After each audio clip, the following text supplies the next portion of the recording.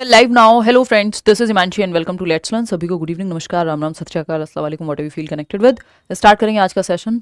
Hopefully आप सभी मस्त होंगे, ज़बरदस्त होंगे। स्टार्ट करें सेशन। चलिए, मॉक टेस्ट है ये और 30 नए क्वेश्चंस आपके सामने होंगे जो आपको CDP के लगाने हैं और ध्यान से पढ़ने हैं क्वेश्चंस। थोड़े से लेंदी क्वेश्चंस भी होंगे तो हेल्पफुल होंगे ऑफकोर्स एग्जाम में, और आपको जांचने को भी मिलेगा कि आपकी तैयारी कितनी हो गई है और अभी आप कितने पानी में हैं। ठीक, चलिए शुरू करते हैं कहानी। बहुत बढ़िया। इससे पहले 2 सेशंस हो चुके हैं और भी कुछ प्रैक्टिस सेशंस हुए थे, तो वो सब आप चेक कर सकते हैं। लाइक शेयर सब्सक्राइब कर दीजिएगा। और एक स्पेशल सेशन जो है आपके सामने होपफुली मंडे या हो सकता है कल आएगा, जिसमें हम कुछ 100 most important previous year questions करेंगे, हिंदी, इंग्लिश और CDP के। क्योंकि प्रीवियस ईयर बहुत रिपीट होता है, 70-80% जो है वही रिपीट होता है, या मैं कहूँ ऑलमोस्ट सारे ही, थोड़ी बहुत लैंग्वेज परिवर्तन के साथ। तो बहुत महत्वपूर्ण है कि हम प्रीवियस ईयर को अच्छे से करें। चुनिंदा बिल्कुल खुद से मैं सेलेक्ट करके बैठ के और आपके सामने 100 क्वेश्चन CDP, हिंदी और इंग्लिश। अगर आप वो 100 क्वेश्चन मल्टीपल टाइम रिवाइज भी कर लेंगे तो पेपर में दिक्कत आपको नहीं होगी। तो या तो मंडे करेंगे या तो कल करेंगे। कल की संभावना कल है बट कम है, बट मंडे करेंगे, तो आप बिल्कुल उसको तसल्ली से समझिएगा। चलिए लाइक शेयर सब्सक्राइब कर देते हैं। मंडे शाम को 9 बजे आप बिल्कुल टाइमर लगा के बैठिएगा। टेलीग्राम चैनल पे जो आंसर्स के साथ PDFs हैं वो शेयर कर दी हैं। जो शॉर्ट नोट्स हैं आपके अपडेटेड वो मंडे को शेयर कर दिए जाएंगे। तो आप इतने वहाँ कनेक्ट कर लीजिए वहाँ पे, और क्वेश्चन नंबर 1 देखिएगा और समझिएगा या जवाब दीजिएगा पोल में। ठीक, 31 क्वेश्चन एक एक्स्ट्रा में है। आप बिल्कुल इसको ऐसे मान सकते हैं जैसे एग्जाम में आपका जो पैटर्न रहता है, 30 क्वेश्चन आते हैं। असर्शन यानी कथन, CCE reduces the stress of annual exams by replacing them with regular and comprehensive evaluation। यानी जो CCE है, जिसको हम सतत एवं व्यापक मूल्यांकन कहते हैं, continuous and comprehensive evaluation कहते हैं, वार्षिक परीक्षाओं के तनाव को नियमित मूल्यांकन के माध्यम से कम करता है। यानी CCE जो कि एक इवेल्युएशन का सिस्टम है, CBSE के द्वारा लाया गया 2009 में, if I am not wrong तो। और इसके माध्यम से क्या कहना चाह रहे हैं CBSE वाले या CCE, किस लिए लाया गया कि जो साल में एक बार अंत में एग्जाम हो रहे थे, कि बोर्ड होते हैं तो एक ही बार हो रहे हैं, ना कोई ग्रेड्स है ना कुछ है, या फिर बोर्ड्स तो अभी भी एक ही बार होते हैं, बट उसको भी मल्टीपल करने की बात नेशनल एजुकेशन पॉलिसी कर रही है। और अगर हम बात करते हैं यहाँ पर एक और चीज की, कि साल के अंत में ही एक बार पेपर होंगे, ये नहीं होना चाहिए। बोर्ड के अलावा भी नॉर्मल क्लासेस में भी यही होता था ना, साल के अंत में पेपर होंगे, वो नहीं होना चाहिए। उससे डर बैठता है बच्चे के अंदर। समय समय पे आप बच्चे का मूल्यांकन करते रहिए। कभी FA फॉर्मेटिव टेस्ट लीजिए, कभी उसका असाइनमेंट का काम कराइए, उसमें जांचिए, है ना। नॉर्मल, सतत और व्यापक मूल्यांकन, और सिर्फ पेपर पेंसिल टेस्ट मत लीजिए। वो अनुशासन में कैसा है, यानी डिसिप्लिन में कैसा है, व्यवहार में कैसा है ना, स्पोर्ट्स में कैसा है, तो उन सब चीजों पे भी ग्रेड्स दीजिए बच्चे को। ठीक, तो हर एक पक्ष में जांचना, ऊपर से सतत, कॉन्टिन्यूअस, रेगुलर बेसिस पे आप असेस कर रहे हैं बच्चे को। जब वो क्लासरूम में कैसे व्यवहार करता है, बाकियों के साथ कोऑपरेशन में कैसा है, हर एक क्राइटेरिया को आप देख रहे हैं। यानी होलिस्टिक असेसमेंट हो रहा है। और साथ साथ क्या है, ड्यूरिंग टीचिंग लर्निंग प्रोसेस, यानी पूरे साल, during the annual year, during the whole year, अगर हम कहें, सिर्फ एनुअल एग्जाम्स नहीं हो रहे हैं, साल भर में कई बार बच्चे को जांचा जा रहा है समय समय पे। तो इससे क्या होगा, लास्ट में, अंत में जो फाइनल एग्जाम्स होते हैं उनका डर कम होगा। ये बात सही है, ये बात सही है एकदम। ये हुआ है CCE से। रीजन क्या है इसका, CCE focuses only on co-scholastic activities neglecting academic achievements. यानी जो सतत एवं व्यापक मूल्यांकन है वह सह शैक्षिक रणनीति या गतिविधियों पर ध्यान केंद्रित करता है, शैक्षणिक उपलब्धियों की उपेक्षा करता है। यानी को-स्कोलेस्टिक। 2 पक्ष होते हैं। कॉम्प्रिहेंसिव का जो मतलब है यहाँ पे, CCE का मतलब अभी हम समझेंगे। उसमें को-स्कोलेस्टिक का मतलब, को-स्कोलेस्टिक यानी स्पोर्ट्स में या बाकी चीजों में, म्यूजिक में, इन सब में कितना अच्छा है बच्चा, को करिकुलर एक्टिविटीज में, सह शैक्षिक पक्षों में, शिक्षा के अलावा जो पक्ष हैं उसमें, पेन पेपर के अलावा जो पक्ष हैं। और ये नेग्लेक्ट करता है एकेडमिक अचीवमेंट को। ऐसा नहीं है, स्कोलेस्टिक यानी शैक्षिक या एकेडमिक जिसको हम कह रहे हैं उसको भी इंक्लूड करता है, और को स्कोलेस्टिक को भी। तो ये कहना तो गलत हो गया। शैक्षिक और सह शैक्षिक दोनों को अपने अंदर समाहित करता है। ऐसा नहीं है कि शैक्षणिक उपलब्धियों की अवहेलना होगी या उपेक्षा होगी। तो A तो सही है बट R गलत है। A is true but R is false. ऐसा कहना गलत होगा कि सिर्फ फोकस करता है को स्कोलेस्टिक पे। देखिए CCE को एक बार हम समझ लेंगे थोड़ा सा। अगर इसकी फुल फॉर्म की भी हम बात करें, CCE यानी continuous and comprehensive evaluation. Continuous and comprehensive evaluation हम इसको कहते हैं। CBSE के द्वारा मूल्यांकन का एक सिस्टम है, कैसे आप बच्चे को जांचेंगे उसका एक सिस्टम है। ठीक, कॉम्प्रिहेंसिव का मतलब यहाँ व्यापक होता है, कॉन्टिन्यूअस का मतलब यहाँ सतत होता है, कि ये ऑनगोइंग प्रोसेस है। आकलन साल में एक बार मत करिए, तो जब साल में एक बार ना हो करके समय समय पे आकलन होता रहेगा, ऑनगोइंग प्रोसेस बन जाएगी। कभी एफए हो रहे हैं, कभी प्री मिड टर्म हो रहे हैं, कभी मिड टर्म हो रहे हैं, फिर टर्म एंड यानी एनुअल हो रहा है, हाफ ईयरली, ये सब अलग अलग समय पे अलग अलग एग्जाम्स हैं, कभी प्रैक्टिकल हैं। तो ऑनगोइंग प्रोसेस बन गई तो डर खत्म हो जाएगा बच्चे में कि साल के अंत में पेपर आ रहे हैं और या तो पास या तो फेल, साल में कई बार पेपर हो रहे हैं तो डर चला गया। ठीक है, लेकिन कॉम्प्रिहेंसिव का मतलब यहां पे क्या है? कॉम्प्रिहेंसिव का मतलब है हर एक पक्ष में, यानी होलिस्टिक, सर्वांगीण रूप से आप बच्चे के दिमाग को भी और बाकी पहलुओं को भी, वो इमोशनली कैसा है, लीडरशिप क्वालिटी है कि नहीं है, मॉनिटर बना रहे हैं तो कितना अच्छा काम कर रहा है। तो स्कॉलास्टिक यानी शैक्षिक, एकेडमिक पक्ष, पढ़ाई लिखाई की अगर हम बात करें तो वो हो गया शैक्षिक पक्ष या एकेडमिक्स या स्कॉलास्टिक एस्पेक्ट। दूसरा ये अपने अंदर समाहित करता है को स्कॉलास्टिक को भी, जिसको हम सह शैक्षिक कहते हैं, यानी शिक्षा के साथ साथ होने वाले जो भी पक्ष हैं आपके, यानी सिर्फ कॉग्निटिव दिमाग का ही नहीं, फिजिकल, सोशल, इमोशनल, इन सभी पहलुओं को शामिल करके रखा है, तो सह शैक्षिक कहलाएगा, सह शैक्षिक। और इन दोनों को मिलाकर के हम होलिस्टिक असेसमेंट या होलिस्टिक डेवलपमेंट की बात करते हैं कि हम बच्चे को होलिस्टिकली क्या कर रहे हैं, जांच रहे हैं। क्या कर रहे हैं? होलिस्टिकली जांच रहे हैं, यानी सर्वांगीण रूप से, होलिस्टिक। बात सही है नहीं है? होलिस्टिक। ठीक, इतनी बात क्लियर है? कोई दिक्कत परेशानी इस बात को समझने में हो तो बता दीजिए। ठीक है, तो ये कहना गलत होगा कि सिर्फ जो है इसको एकेडमिक्स को नेग्लेक्ट कर रहे हैं और सिर्फ को स्कॉलास्टिक को करिकुलर एक्टिविटीज, नहीं भाई, दोनों को करते हैं। ध्यान जो है सीसीई में दोनों पे दिया जाएगा।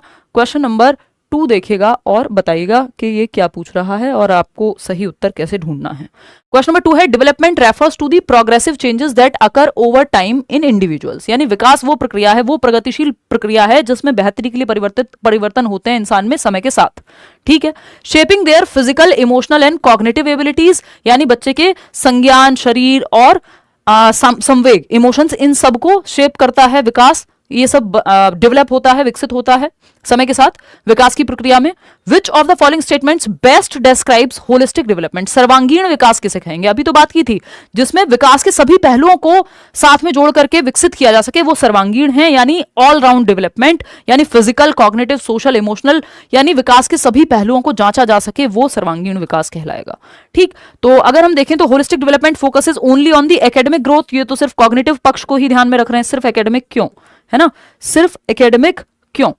ठीक, तो इग्नोर कर देगा सोशल, इमोशनल, नहीं भाई, विकास के जो ये 4 मुख्य प्रकार हैं, 3 ही कहेंगे, पीसीएस और ई साथ में आ जाएगा, physical, cognitive, social, emotional.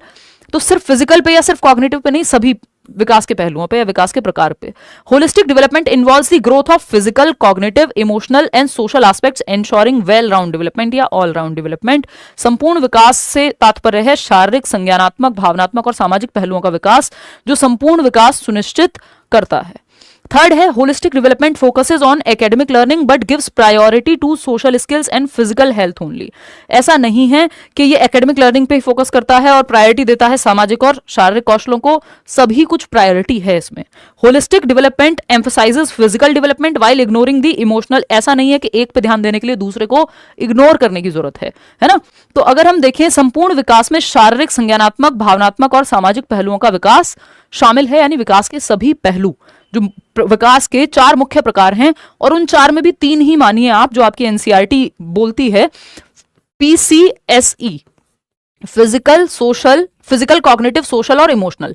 Socio emotional एक साथ लिखा जाता है एनसीईआरटी में, इसलिए 3 प्रकार भी मान सकते हो। इस फिजिकल को बायोलॉजिकल कह देते हैं कि शरीर का विकास, कॉग्निटिव यानी संज्ञान, आपके दिमाग का विकास, मेंटल डेवलपमेंट या इंटेलेक्चुअल डेवलपमेंट, मानसिक या बौद्धिक विकास भी कहते हैं, संज्ञानात्मक विकास भी कहते हैं।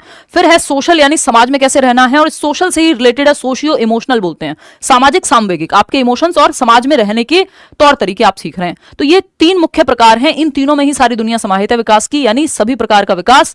अगर इन तीनों विकास का ध्यान रखा जा रहा है, यानी होलिस्टिक डेवलपमेंट की बात हो रही है, ऑल राउंड डेवलपमेंट की बात हो रही है, जिसमें हम सिर्फ बच्चे का दिमाग या पेन पेपर टेस्ट लेकर के नहीं जांच रहे हैं उसको कि सिर्फ कॉग्निशन पे ध्यान हो, फिजिकल, कॉग्निटिव, सोशियो इमोशनल, हर चीज का। जब आप ग्रुप एक्टिविटी करा रहे हैं तो सोशल इमोशनल भी बेहतर हो रहा है, जब आप लिख के या कोई चीज पढ़ा रहे हैं, एकेडमिक सब्जेक्ट पे बात हो रही है तो कॉग्निटिव डेवलपमेंट भी हो रहा है, और शारीरिक अगर आप फिजिकल कोई एक्टिविटी करा रहे हैं, स्पोर्ट्स में या किसी चीज में इन्वॉल्व करा रहे हैं बच्चे को, तो हम कहेंगे कि शारीरिक विकास भी बच्चे का हो रहा है।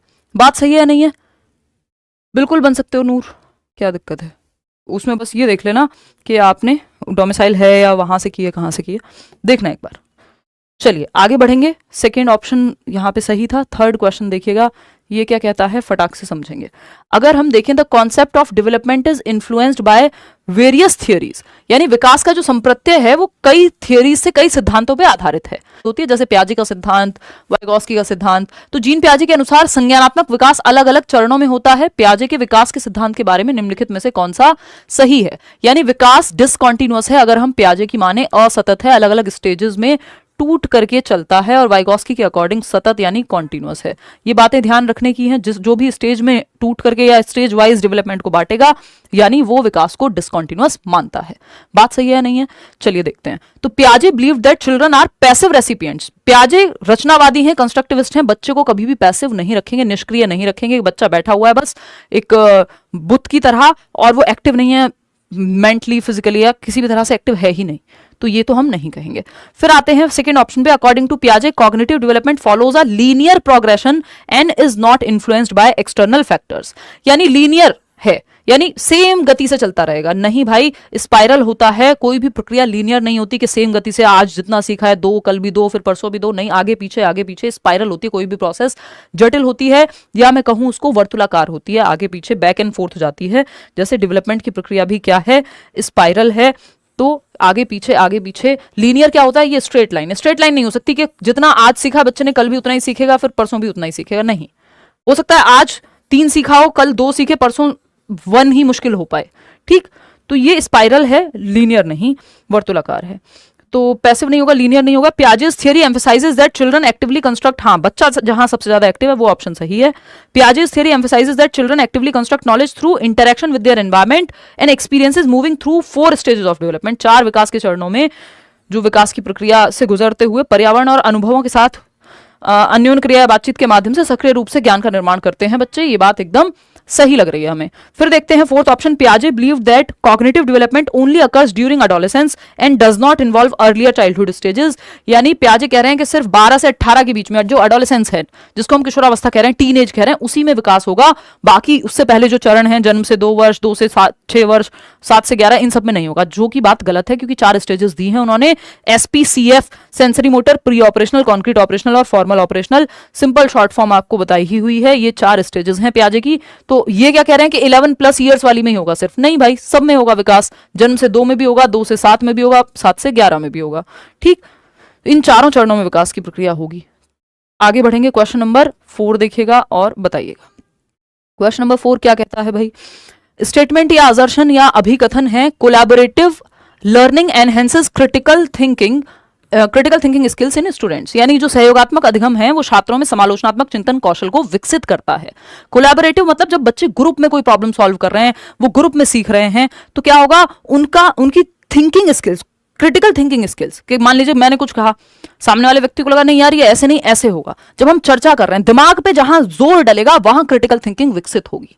क्रिटिकल थिंकिंग मतलब हर एक पहलू से किसी चीज को देख पाना, सिर्फ मान ना लेना, है ना, कि फैक्ट क्या है, ओपिनियन क्या है, एनालिसिस करेंगे, प्रॉपर देखेंगे, किसी चीज को समझेंगे, तब जाकर के किसी कंक्लूजन पे पहुंचेंगे। ठीक, तो कोलैबोरेटिव जब लर्निंग हो रही है, यानी 4 लोग ग्रुप में सब अपनी अपनी ओपिनियन दे रहे हैं और जो बात सत्य होगी वहां तक पहुंचने की कोशिश की जाएगी। ठीक, तो ये बात तो ट्रू है भाई, जब बच्चे ग्रुप में सीखेंगे, डिस्कशन, डिबेट, चर्चा परिचर्चा करेंगे, क्रिटिकल थिंकिंग उनमें विकसित होगी। ये बात सही है। रीजन क्या है? क्योंकि सब अपना अपना लॉजिक देंगे, ऐसा नहीं है कि आपके मन की बात को मान लिया जाएगा। रीजन क्या है? Collaborative learning encourages peer interaction and shared responsibility leading to deeper understanding. ये जो कोलैबोरेटिव लर्निंग है, सहयोगात्मक अधिगम है, जब यहाँ 4 बच्चे एक साथ सीख रहे हैं, पीयर इंटरेक्शन होता है, बातचीत होती है पीयर्स की, यानी साथी समूह की, आपके सेम एज के लोगों की, आपके क्लासमेट्स की। ठीक, एंड शेयर्ड रिस्पॉन्सिबिलिटी है कि हमें, मान लीजिए डिबेट हो रही है, डिबेट समझते हैं, बहस नॉर्मल भाषा में कहते हैं हम। अब डिबेट में 4 बच्चों का ग्रुप है जो किसी चीज के प्रो है कि भाई टेक्नोलॉजी से फायदा है हमें। एक ग्रुप है जो ये कहता है कि इलेक्ट्रिक व्हीकल्स को चलाओ, इससे ये फायदा है। दूसरा ग्रुप है जो कह रहा है नहीं, इलेक्ट्रिक व्हीकल्स के खिलाफ हैं हम। अब ये 4 लोग, शेयर्ड रिस्पॉन्सिबिलिटी है, एक व्यक्ति एक पॉइंट देगा, दूसरा व्यक्ति दूसरा पॉइंट देगा जो इसके पक्ष में होगा। 4 लोग ग्रुप में हैं, ठीक, एक दूसरे के साथ हैं। ऐसे ही ऑपोजिट ग्रुप में भी ये चीज होगी। तो क्या होगा? क्रिटिकल थिंकिंग, सोचने पे विचार होगा, शेयर्ड रिस्पॉन्सिबिलिटी हो गई, डीपर अंडरस्टैंडिंग है, शेयर्ड रिस्पॉन्सिबिलिटी हो गई कि आपको किसी पक्ष में जरूरी नहीं है कि एक ही व्यक्ति बोलेगा, क्योंकि साथ में सब एक काम कर रहे हैं, तो सबकी रिस्पॉन्सिबिलिटी उसमें डिवाइडेड होगी। लीडिंग टू डीपर अंडरस्टैंडिंग, यानी गहन समझ, बेहतर समझ होगी, क्योंकि सब मिलकर के किसी एक लक्ष्य की ओर काम कर रहे हैं। बात ये भी सही है। तो क्रिटिकल थिंकिंग क्यों बढ़ेगी? क्योंकि ग्रुप में जब सीख रहे हैं एक दूसरे से बहुत कुछ सीखते हैं, दूसरे के पर्सपेक्टिव को देखते हैं, अंडरस्टैंडिंग बेटर होती है। तो both A and R true and R is the correct explanation of A. आपकी 21st सेंचुरी स्किल्स हैं, 21वीं शताब्दी के कौशल की बात करती है नेशनल एजुकेशन पॉलिसी, और उसमें साफ साफ कहा गया है कि जितना हो सके क्रिटिकल थिंकिंग पे बच्चे की ध्यान दो, रट्टे नहीं लगवाने हैं, उसके दिमाग को विकसित करने की बात करनी है। क्वेश्चन नंबर 5 देखिएगा, फिर हम आगे बढ़ेंगे। क्वेश्चन नंबर 5 क्या कह रहा है भाई, फटाफट से देखेंगे। क्वेश्चन नंबर 5 क्या कहता है, the relationship between heredity and environment. ये अच्छा क्वेश्चन है। The relationship between heredity and environment is often described as a complex interaction that shapes a child's development. Which of the following statements best captures the epigenetic view of development. यानी आनुवांशिकता और पर्यावरण के बीच के संबंध को अक्सर एक जटिल अंतःक्रिया के रूप में देखा जाता है जो एक बच्चे के विकास को आकार देती है। निम्नलिखित में से कौन सा कथन विकास के एपिजेनेटिक दृष्टिकोण को सबसे अच्छे से एक्सप्लेन करता है? अगर हम बात करें यहां पे एपिजेनेटिक व्यू क्या है, इसको समझना आवश्यक है। उस हिसाब से फिर आप क्या देंगे, जवाब देंगे, है ना। एपिजेनेटिक व्यू क्या है विकास का, वो आपको देखना होगा, उसके बाद हम चर्चा करेंगे। एपिजेनेटिक व्यू, वैसे अगर आप क्वेश्चन ठीक से पढ़ रहे हैं तो इसको बिना पता किए भी आप यहां पे आंसर तक पहुंच सकते हैं, कोशिश कीजिए। देखिए, the relationship between heredity and environment, यानी आनुवांशिकता और वातावरण के बीच में जो रिश्ता है, is often described as a complex interaction. ये क्या है, एक जटिल अन्योन्य क्रिया है, अंतःक्रिया है। हेरिडिटी और एनवायरमेंट दोनों महत्वपूर्ण है विकास की प्रक्रिया में। किसी क्षेत्र में एनवायरमेंट इंपॉर्टेंट है, किसी में हेरिडिटी इंपॉर्टेंट है, ठीक। यानी दोनों के महत्व को माना जा रहा है। Which of the following statement best captures the epigenetic view. अब ये एपिजेनेटिक व्यू ऑफ डेवलपमेंट को कौन सा एक ऑप्शन है जो सही से बताता है? हेरिडिटी एक्सक्लूसिवली, पहली बात तो यही एपिजेनेटिक व्यू हो गया, है ना, जो ऊपर एक्सप्लेन किया गया है। Heredity exclusively determines a child's behaviour and the environment only has a minimal influence on the developmental process. तो ये तो हेरिडेटरी व्यू हो गया कि हम सिर्फ जेनेटिक्स को महत्वपूर्ण मान रहे हैं, हेरिडिटी का ज्यादा रोल हो गया, एनवायरमेंट का नहीं। ऐसा तो नहीं है कि सिर्फ हेरिडिटी जो है वो व्यवहार को एक बच्चे के फाइनल कर देगी, इन्फ्लुएंस होगा मिनिमल, ऐसा नहीं है। व्यवहार में इवन एनवायरमेंट का काफी अच्छा खासा रोल है। आंखें लिखा होता तो हम एक बार को मान भी लेते कि आंखों का रंग जो है हेरिडिटी तय कर देगी। Environmental factors can override genetic predispositions altering the expression of inherited traits without changing the underlying genetic code. यानी जो पर्यावरणीय कारक हैं वो आनुवांशिक पूर्वाग्रहों को ये पूर्वाग्रह लिखना यहाँ गलत है, हिंदी ट्रांसलेशन में गड़बड़ है ये वाली। पर्यावरणीय कारक आनुवांशिक जो भी लेख हैं या आनुवांशिकता है जो आपकी पहले से आपको हेरिडेटरी गुण जो मिले हैं निर्धारित को अधिलेखित कर सकते हैं। अंतर्निहित आनुवांशिक कोड को बदले बिना आनुवांशिक लक्षणों की अभिव्यक्ति को बदल सकते हैं। समझने की कोशिश करते हैं, बाकी ऑप्शंस भी पढ़ लेते हैं पहले। Heredity and environment function independently with heredity determining physical traits and environment shaping personality only. ऐसा नहीं भाई एनवायरमेंट जो है सिर्फ पर्सनैलिटी को ही शेप कर रहा है, और पर्सनैलिटी तो कौन सी पर्सनैलिटी ये भी हमें नहीं पता यहाँ पे, ठीक है। फोर्थ क्या है, और हेरिडिटी जो है वो सिर्फ फिजिकल ट्रेट्स को ही कर रही है, आपकी इंटेलिजेंस को भी हेरिडिटी काफी हद तक तय करती है, तो ये कहना भी गलत हो जाएगा। फोर्थ है environmental factors are the sole determinants of a child's development with heredity playing no significant role. यानी जो एनवायरमेंटल फैक्टर्स हैं वो सोल डिटर्मिनेंट्स हैं, वही एकमात्र मुख्य कारक हैं आपके बच्चे के डेवलपमेंट का। हेरिडिटी का कोई सिग्निफिकेंट रोल नहीं है, ये कहना एकदम खराब होगा। हेरिडिटी आपके टेम्परामेंट, आपकी फिजिकल स्ट्रक्चर, आपकी इंटेलिजेंस यानी IQ वगैरह, इन सबको तय करता है। आपकी आंखों का रंग, ये सब तय होता है हेरिडिटी से। तो हेरिडिटी का अच्छा खासा रोल है, ये नहीं कह सकते कि सिग्निफिकेंट रोल नहीं है। इवन हेरिडिटी कुछ केसेस में तो ये कहा ही जाता है कि ब्लूप्रिंट देती है, और इवन एपिजेनेटिक व्यू भी ऐसा ही मानता है कि हेरिडिटी आपकी रॉ मटेरियल देती है, बेसलाइन देती है, आपको एक ब्लूप्रिंट दे देगी कि उसके ऊपर फिर एनवायरमेंट तय करेगा कि ये जो ब्लूप्रिंट मिला है इससे आपका पोटेंशियल बाहर निकलेगा या नहीं, लिमिट सेट कर देती है अगर मैं कहूं तो environmental factors can override genetic predispositions altering the expression of inherited traits without changing the underline genetic code. देखिए यहाँ पे एक ही बात है जो इसके साथ जाती है। एपिजेनेटिक व्यू जो है वो डायनेमिक मानता है हेरिडिटी और एनवायरमेंट के रोल को, कि जो डेवलपमेंट की प्रक्रिया है उसमें हेरिडिटी और एनवायरमेंट का जो रोल है वो डायनेमिक है। किसी क्षेत्र में हेरिडिटी ज्यादा महत्वपूर्ण हो जाती है, किसी में एनवायरमेंट ज्यादा महत्वपूर्ण हो जाता है। तो यहाँ पे जो कहा जा रहा है, बाकी ऑप्शंस इन दोनों को साथ लेकर के चल ही नहीं रहे हैं, सिर्फ इसी ऑप्शन में कहीं ना कहीं एक संभावना है कि environmental factors can override genetic predispositions altering the expression of inherited traits. यानी जो आपके एनवायरमेंटल फैक्टर्स हैं, जो सामाजिक वातावरणिक कारक हैं, कई बार वो आपके जेनेटिक प्रीडिस्पोजिशन को क्या करते हैं, altering the expression of inherited traits, जो जिसको हम फिनोटाइप बोलते हैं, यानी एनवायरमेंट में कैसे निकल के आएगा कोई ट्रेट, उसको चेंज कर सकते हैं बिना जेनेटिक कोड को बदले, यानी बिना डीएनए वगैरह में कोई चेंज लाए, बिना कि कई बार एनवायरमेंटल फैक्टर जो है ओवरराइड कर देते हैं जेनेटिक प्रीडिस्पोजिशन को जो पहले से जीन्स में तय है, और बिना डीएनए में परिवर्तन लाए वो एक्सप्रेस कैसे होगा, एनवायरमेंट में वो चीज निकल के आएगी या नहीं आएगी, वो आप अगर एनवायरमेंट सही आपको मिल रहा है, न्यूट्रिशन अगर सही मिल रहा है, तो जरूरी नहीं आपको वो चीज की दिक्कत होगी। तो second option is the right answer. यहाँ पे आगे बढ़ेंगे नेक्स्ट क्वेश्चन पे। मैराथन को लेके जितने भी लोग पूछ रहे हैं, मैं आज या कल, आज तो नहीं कल आपको अपडेट कर दूंगी। अभी मैंने 5 तारीख से सोचा था, बट अभी उस पर थोड़ा सा डाउट चल रहा है कुछ कारणों की वजह से। मतलब मैराथन तो होना है इस बार, सीडीपी तो पक्का पक्का होगा। हिंदी इंग्लिश की भी मेरी कोशिश पूरी है कि मैं लूँ मैराथन। क्वेश्चन नंबर 6 देखिएगा, क्योंकि लास्ट टाइम हो नहीं पाई थी, मई में मेरी तबीयत खराब थी, तो जुलाई सीटेट वाले के लिए हो नहीं पाई थी, और मैं साल में एक बार ही लेती हूँ जनरली मैराथन, ये पिछले 2-3 सालों में यही हो रहा है। देखते हैं एक बार असर्शन क्या, constructivist classrooms focus on the role of the teacher as the sole provider of knowledge. तो इस बार जनवरी में तो ली ही थी, वो देख के भी आप लोगों को काफी मदद मिल रही है। रचनावादी कक्षाएं ज्ञान के एकमात्र प्रदाता के रूप में शिक्षक की भूमिका पर ध्यान करती हैं। ठीक है कि ये कह रहे हैं कंस्ट्रक्टिविस्ट यानी रचनावादी क्लासरूम, जहां टीचर फैसिलिटेटर है, focus on the role of the teacher as the sole provider of knowledge, एकमात्र कर्ता धर्ता है, ज्ञान का निर्माता है टीचर ही है सब कुछ, ये गलत है। क्योंकि रचनावाद में टीचर फैसिलिटेटर है, सुविधा दाता है, माहौल प्रदान करता है, सब कुछ, ज्ञान को भरने वाला नहीं है टीचर। ठीक, फिर आता है रीजन इसका, constructivism emphasises active participation of learners in the construction of knowledge rather than passive reception, यानी रचनावाद निष्क्रिय ग्रहण के बजाय ज्ञान के निर्माण में शिक्षार्थियों की सक्रिय भूमिका को या भागीदारी पर जोर देता है। यह बात सही है कि बच्चे एक्टिव हैं, ऐसा नहीं सिर्फ टीचर ही दिमाग में भर रहा है ज्ञान को। तो यहां पे आर ही सही है, ए सही नहीं है, तो A is false but R is true. Fourth option is the right answer. इस हिसाब से अगर हम देखें, आगे बढ़ेंगे क्वेश्चन नंबर 7 पे। ये वही रचनावाद है जिससे प्याजे और वाइगॉत्स्की बिलोंग करते हैं। चलिएगा क्वेश्चन नंबर 7 देखिएगा और बताइएगा क्या कहना चाहता है कवि, और फिर हम आगे बढ़ेंगे।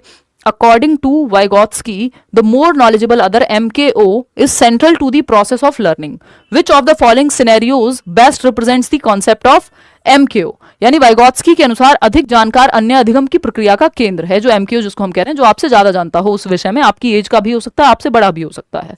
ठीक, निम्नलिखित में से कौन सा परिदृश्य अधिक जानकार अन्य की अवधारणा को सबसे बेहतर ढंग से दर्शाता है, यानी किस एक ऑप्शन में आप देख पा रहे हैं कि मोर नॉलेजेबल अदर को दर्शाया गया है, या कैसे पहचानेंगे आप किस ऑप्शन में कौन मोर नॉलेजेबल अदर है।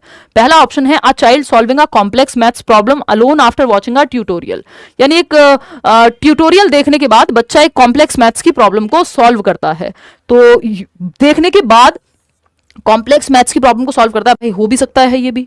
A peer helping another student learn a new concept in science by explaining and demonstrating it, एक सहकर्मी दूसरे छात्र को विज्ञान में एक नई अवधारणा को समझाकर और उसका प्रदर्शन करके अधिगम में मदद करता है, यानी जहां जरूरत है वो स्कैफोल्डिंग भी करके दिखा रहा है ना। एक बच्चा है जो दूसरे अपने साथी को मैथ्स में या जहां भी उसको डाउट है साइंस में हेल्प करता है, क्योंकि उसको वो चीज आती है, तो वो वहां मोर नॉलेजेबल अदर बन गया।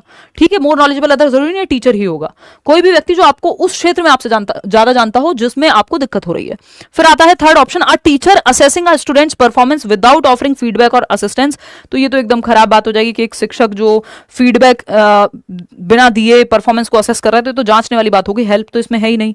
मेमोराइजिंग, मल्टीप्लिकेशन, याद करना, रट्टे लगाना तो कोई भी होता नहीं है एमकेओ का उदाहरण। तो आप peer helping another student learn a new concept in science by explaining and demonstrating it, यानी एक सहकर्मी है जो दूसरे छात्र को विज्ञान की एक नई अवधारणा को समझाकर और उसका प्रदर्शन करके अधिगम में मदद कर रहा है ना।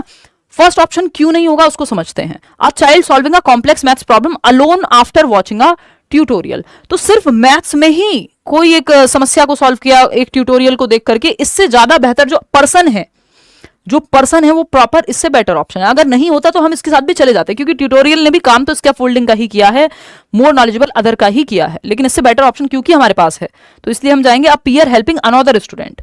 ये सीधा सीधा मोर नॉलेजेबल अदर का ही एग्जाम्पल है कि एक व्यक्ति जो आपसे ज्यादा जानता है वो आपको किसी एक प्रॉब्लम को सॉल्व करने में मदद कर रहा है। ये जोन ऑफ प्रॉक्सिमल डेवलपमेंट के अंदर आएगा, ZPD कहते हैं जिसको वाइगॉत्स्की की भाषा में। क्वेश्चन नंबर 8 देखिएगा और बताइएगा फटाफट से। हाँ, अलोन नहीं, हाँ मतलब अकेले ही सॉल्व कर रहा है जरूरी नहीं है, उसमें मदद भी मिल सकती थी, लेकिन वो फिर भी सही के आसपास का सवाल ऑप्शन कहते हैं उसको, अगर वो होता अकेले तो। ठीक, बर्थडे कहाँ से आ गया मेरा, अभी तो गया है सितंबर में। देखो question number 8, effective pedagogy requires addressing the diverse needs of learners, which teaching strategy is most appropriate in a heterogeneous classroom to ensure that all students have the opportunity to learn effectively. यानी एक mixed ability grouping या mixed class है जहां अलग अलग क्षमताएं रखने वाले बच्चे हैं। ठीक, अब इस मिश्रित कक्षा में कौन सी शिक्षण रणनीति सबसे उपयुक्त है ताकि हर बच्चे को अवसर मिल सके बेस्ट सीखने का? तो पहला ऑप्शन है grouping students by ability and teaching each group with different levels. देखो वो मोर नॉलेजेबल अदर हेल्प करता है, ये बात सही है, वो अलोन वाली बात आपकी काफी हद तक सही है, लेकिन वो उसने हेल्प लेने के बाद भी तो अकेले कर सकता है, समझ रहे हो? आ जाओ इधर। तो grouping students by ability and teaching each group with different levels of content difficulty, यानी हर एक ग्रुपिंग स्टूडेंट्स बाय एबिलिटी। आपने ग्रुप बना लिया एबिलिटी के बेस पे, नहीं भाई मिक्स्ड ग्रुपिंग है, एबिलिटी के बेस पे नहीं बनाना है। Using a one size fits all teaching method to ensure that all students are expose to the same concept and pace. हर बच्चा सेम गति से सीखता है सेम कंटेंट को, और एक ही method, one size fits all मतलब सबको एक डंडे से हाँकेंगे, है ना, सभी के लिए एक ही अप्रोच एक ही मेथड से पढ़ा रहे हैं, वो खराब तरीका है। डिफरेंशिएटेड इंस्ट्रक्शन का इस्तेमाल आपको यहाँ करना है। फिर आता है third option, incorporating differentiated instruction by using a variety of teaching methods, activities and assessment to cater to different learning styles and abilities. ये बात हमें सही लग रही है। फोर्थ है focusing on high achieving students, सिर्फ जो नंबर ज्यादा ला रहे हैं, ज्यादा हाई अचीविंग है, उन्हीं पे ध्यान देंगे। जी नहीं, हर बच्चे को आपको साथ लेकर के चलना है। ये पता नहीं कैसे टाइप किया है, 4 का 5 बना दिया, 3 का 4 बना दिया। देखो विभिन्न शिक्षण शैलियों और क्षमताओं को ध्यान में रख करके, पूरा करके नहीं, ध्यान में रख करके विभिन्न शिक्षण विधियों का या गतिविधियों का और आकलन के विभिन्न तरीकों को अपनाना है। यानी different heterogeneous group, homogeneous group है जो हाँ सेम एबिलिटी वाले बच्चे हैं, सब मैथ्स में सेम है, एक ए सेक्शन में डाल दिया आपने 90% वाले सभी बच्चों को। जबकि हेट्रोजेनस है मिक्स्ड ग्रुपिंग। मिक्स्ड ग्रुपिंग करनी है, अगर करनी पड़े तो जहां हर एक क्षमता वाला बच्चा है ना, 40% वाला भी है, 90% वाला भी है, तो हेट्रोजेनस ग्रुप्स बेहतर होते हैं क्योंकि वहां अलग अलग क्षमता के बच्चे, अलग अलग इंटरेस्ट के बच्चे होंगे। क्वेश्चन नंबर 9 देखिएगा, ये क्या कहता है? असर्शन यानी अभिकथन, inclusive education fosters the development of social skills and empathy in all students. यानी समावेशी शिक्षा सभी छात्रों में सामाजिक कौशल और सहानुभूति को बढ़ावा देती है।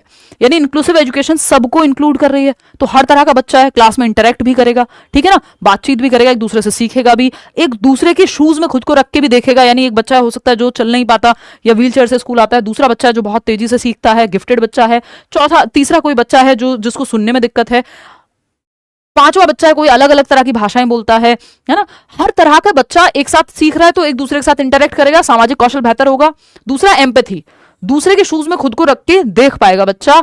तो ये क्या है, ये बात एकदम सत्य है ना। एम्पैथी के प्रिंसिपल पे बेस्ड भी है आपका जो इक्विटी का प्रिंसिपल जिसको हम कहते हैं इंक्लूसिव एजुकेशन। रीजन क्या है? Inclusive education ensures that children with diverse needs are taught in separate classes to cater their individual requirements. यानी समावेशी शिक्षा यह सुनिश्चित करती है कि विविध आवश्यकताओं यानी डिफरेंट एबिलिटी वाले बच्चों को या मिक्स्ड बच्चों को, डाइवर्स बच्चों को, विभिन्नता में एकता की बात होती है। ये नहीं होता कि सेपरेट क्लासेस में सिखा दो। Segregation is against the law of nature, अलगाव प्रकृति के नियमों के खिलाफ है, ये बात ध्यान में रखनी है। सेपरेट तो बिल्कुल नहीं करेंगे, इंक्लूड करेंगे, तो ये तो हो गया गलत। ए तो सही है, तो A is true but R is false, तो यानी थर्ड ऑप्शन जो है वो सत्य है, बाकी जो है वो गलत है। आर भी इसमें गलत हो गया, ठीक, क्योंकि सेपरेट करने की बात कर दी। सेपरेट करना नहीं है, अलग नहीं करना है, लेबल नहीं करना है, बच्चे पे ठप्पा नहीं लगाना है, पास फेल नहीं करना है, जजमेंट नहीं देना है। क्वेश्चन नंबर 10 देखिए, an effective pedagogy involves using assessment for learning, formative assessment जिसको हम कहते हैं, rather than solely relying on summative assessment, which of the following practices best illustrates assessment for learning. FA जिसको हम कह रहे हैं, या during teaching learning process feedback के लिए जो अधिगम मतलब आकलन होता है, जैसे अभी हो रहा है, तो आपका आकलन किया जा रहा है, आपको असेस किया जा रहा है ताकि फीडबैक दिया जा सके कितना कैसे आप सीख रहे हैं ये आप जान पाए, ठीक, ना कि सिर्फ समेटिव असेसमेंट यानी क्या आपने कितने % हासिल किया इस बात पे ही जोर ना हो। तो आपको देखना है असेसमेंट फॉर लर्निंग कौन से ऑप्शन में दर्शाया गया है। पहला है administering an end of term exam. End of term exam, annual exam, half yearly exam, ये एसए का पार्ट है, समेटिव का पार्ट है, ना कि एफए का। एसए तो यहां पे फिर एविडेंस के लिए, जजमेंट के लिए यूज हो जाता है कई बार। Providing regular immediate feedback during activities to help students identify their strengths and areas for improvement, यानी छात्रों को उनकी ताकत और सुधार के लिए क्षेत्रों की पहचान करने में मदद करने के लिए गतिविधियों के दौरान नियमित और तत्काल प्रतिपुष्टि प्रदान की जा सके, यानी समय समय पे फीडबैक मिल रहा है बच्चों को। हाँ, असेसमेंट फॉर लर्निंग है ये, क्योंकि सीखने के लिए आकलन, यानी आप ये क्वेश्चन सॉल्व कर रहे हैं, मॉक टेस्ट दे रहे हैं, ताकि जहां गलती हो वो उसका फीडबैक आपको मिले, कितना आपको आता है, कहां और कितना इंप्रूव किया जा सकता है, ये आपको पता लगे। तो ये एफए है, आपको अपनी स्ट्रेंथ और वीकनेस का पता लगे, किस तरह के क्वेश्चन आपके अभी भी गलत हो रहे हैं, ये आपको इस मॉक टेस्ट से पता लग रहा है, जो असेसमेंट फॉर लर्निंग है। ऑफ लर्निंग नहीं है। ऑफ लर्निंग तब होगा जब आप फाइनल पेपर देके आ रहे होंगे, उसमें गुंजाइश नहीं है कोई इंप्रूवमेंट की, वो फाइनल नंबर आपके आ चुके सीटेट के, फिर तो वो एस से हो जाएगा, एफ से नहीं होगा। तो ये फॉर लर्निंग है, तो यहाँ पे इंप्रूवमेंट की गुंजाइश है, और ये ड्यूरिंग टीचिंग लर्निंग प्रोसेस होता है, सीखने सिखाने की प्रक्रिया के दौरान। Grading student solely based on their ability to recall information, अब आप बस ग्रेड कर रहे हैं तो ये इसमें नहीं आएगा। Comparing students performance with peers to rank करने के लिए, लेबल करने के लिए, जी नहीं। तो सेकंड ऑप्शन ही आपका सही है यहाँ। क्वेश्चन नंबर 11 देखिएगा, सारे ही क्वेश्चन जो है लेंदी हैं आज के क्वेश्चन नंबर, बट ये समय आपका लेंगे, लेकिन निकल जाएगा आंसर आपसे। इसी तरह से इसी अप्रोच को अपना करके आज रखा भी गया है क्वेश्चंस को। फटाफट से बताइएगा और देखिएगा। कल हिंदी क्वेश्चन थोड़े आसान हो गए थे, ये बात बिल्कुल मैंने भी बाद में देखी और टीम को थोड़ा फीडबैक भी दिया। निमिषा कह रही है थोड़ा स्लो कराइए, स्लो करा देंगे, चलो पढ़ो, फिर मैं थोड़ा दो घूंट जिंदगी की, दो बूंद जिंदगी की पानी पी लेती हूँ, चलो।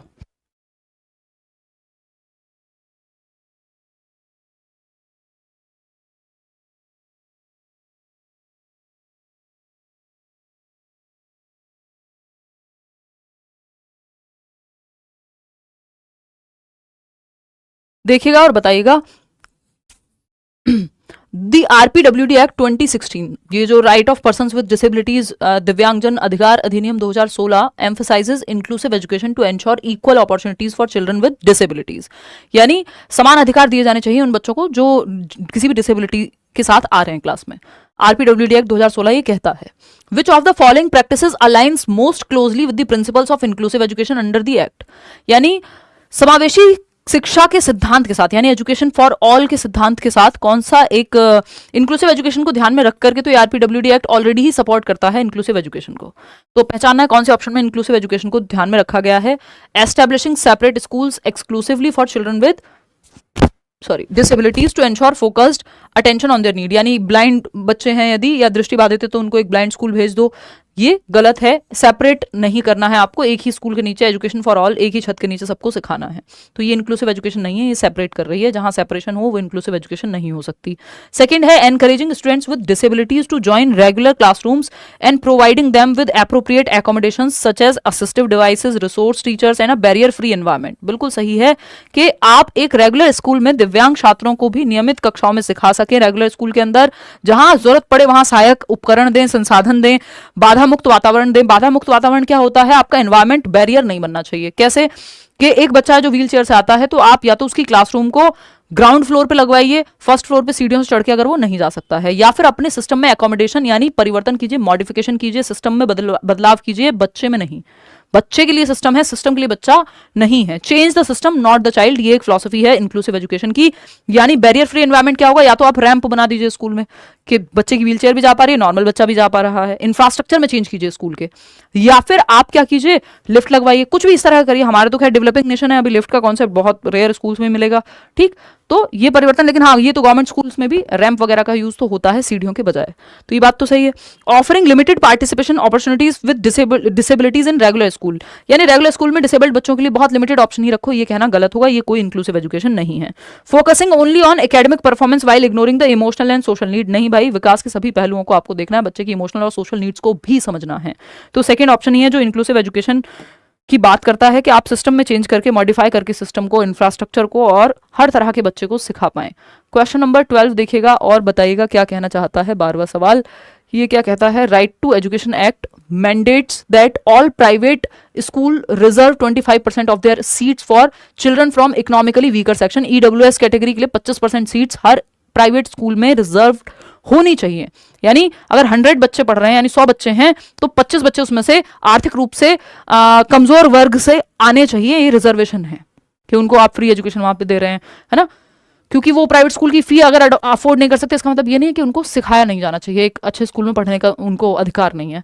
एंड डिसएडवांटेज, यानी कोई भी अलाभान्वित या फिर हम कहें वंचित समूह से आने वाला बच्चा। What is the primary goal of this provision, ये क्यों बनाया गया है राइट टू एजुकेशन एक्ट में कि ईडब्ल्यूएस कैटेगरी के 25% कोटा होना चाहिए।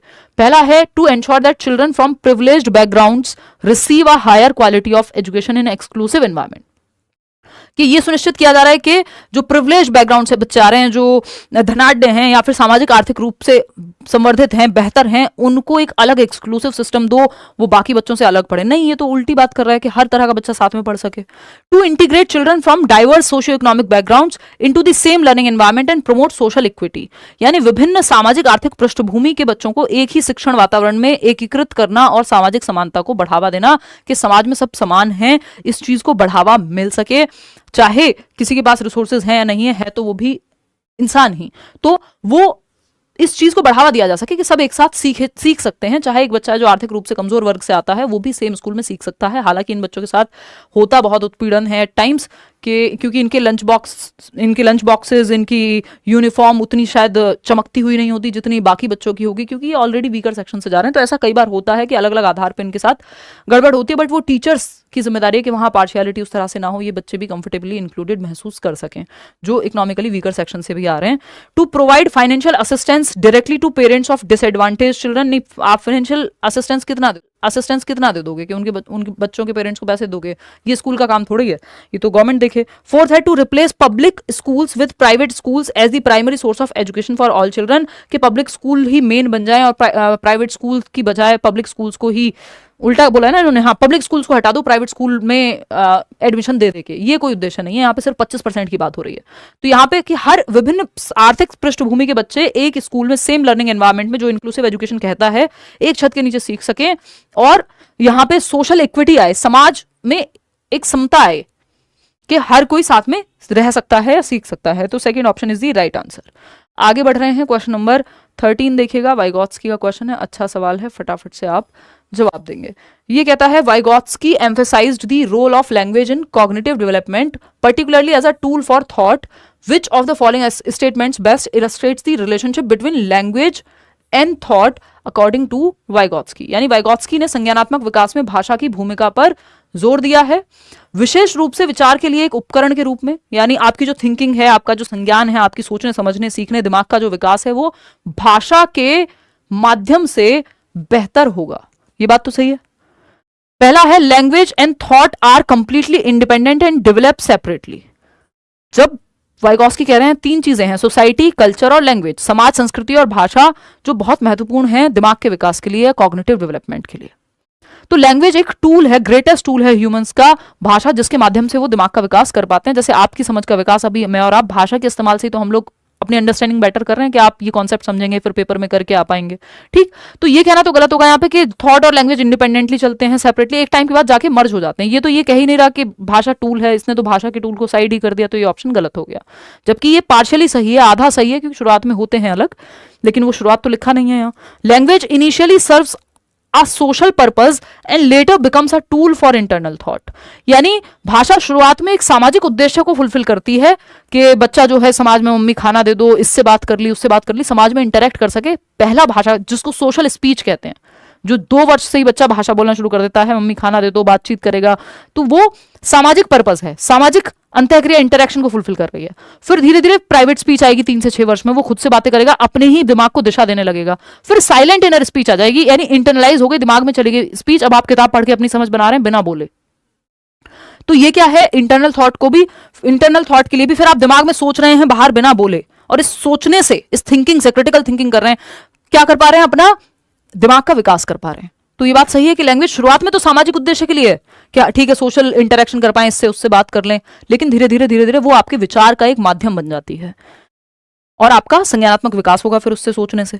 थॉट ओवर थिंकिंग से नहीं, thought always proceeds language development in children. ये थॉट पहले आता है लैंग्वेज से, ये पियाजे की बात है, वाइगॉत्स्की की नहीं। ठीक, language is only important for communication and has no role in cognitive development, ये कहना गलत है। तो second option is the only सही ऑप्शन। आगे बढ़ेंगे, क्वेश्चन नंबर 14 देखिएगा क्या कहना चाहता है। क्वेश्चन नंबर 14 कहता है research suggest that nature versus nurture influences an individual's growth, which of the following statements best illustrates this concept.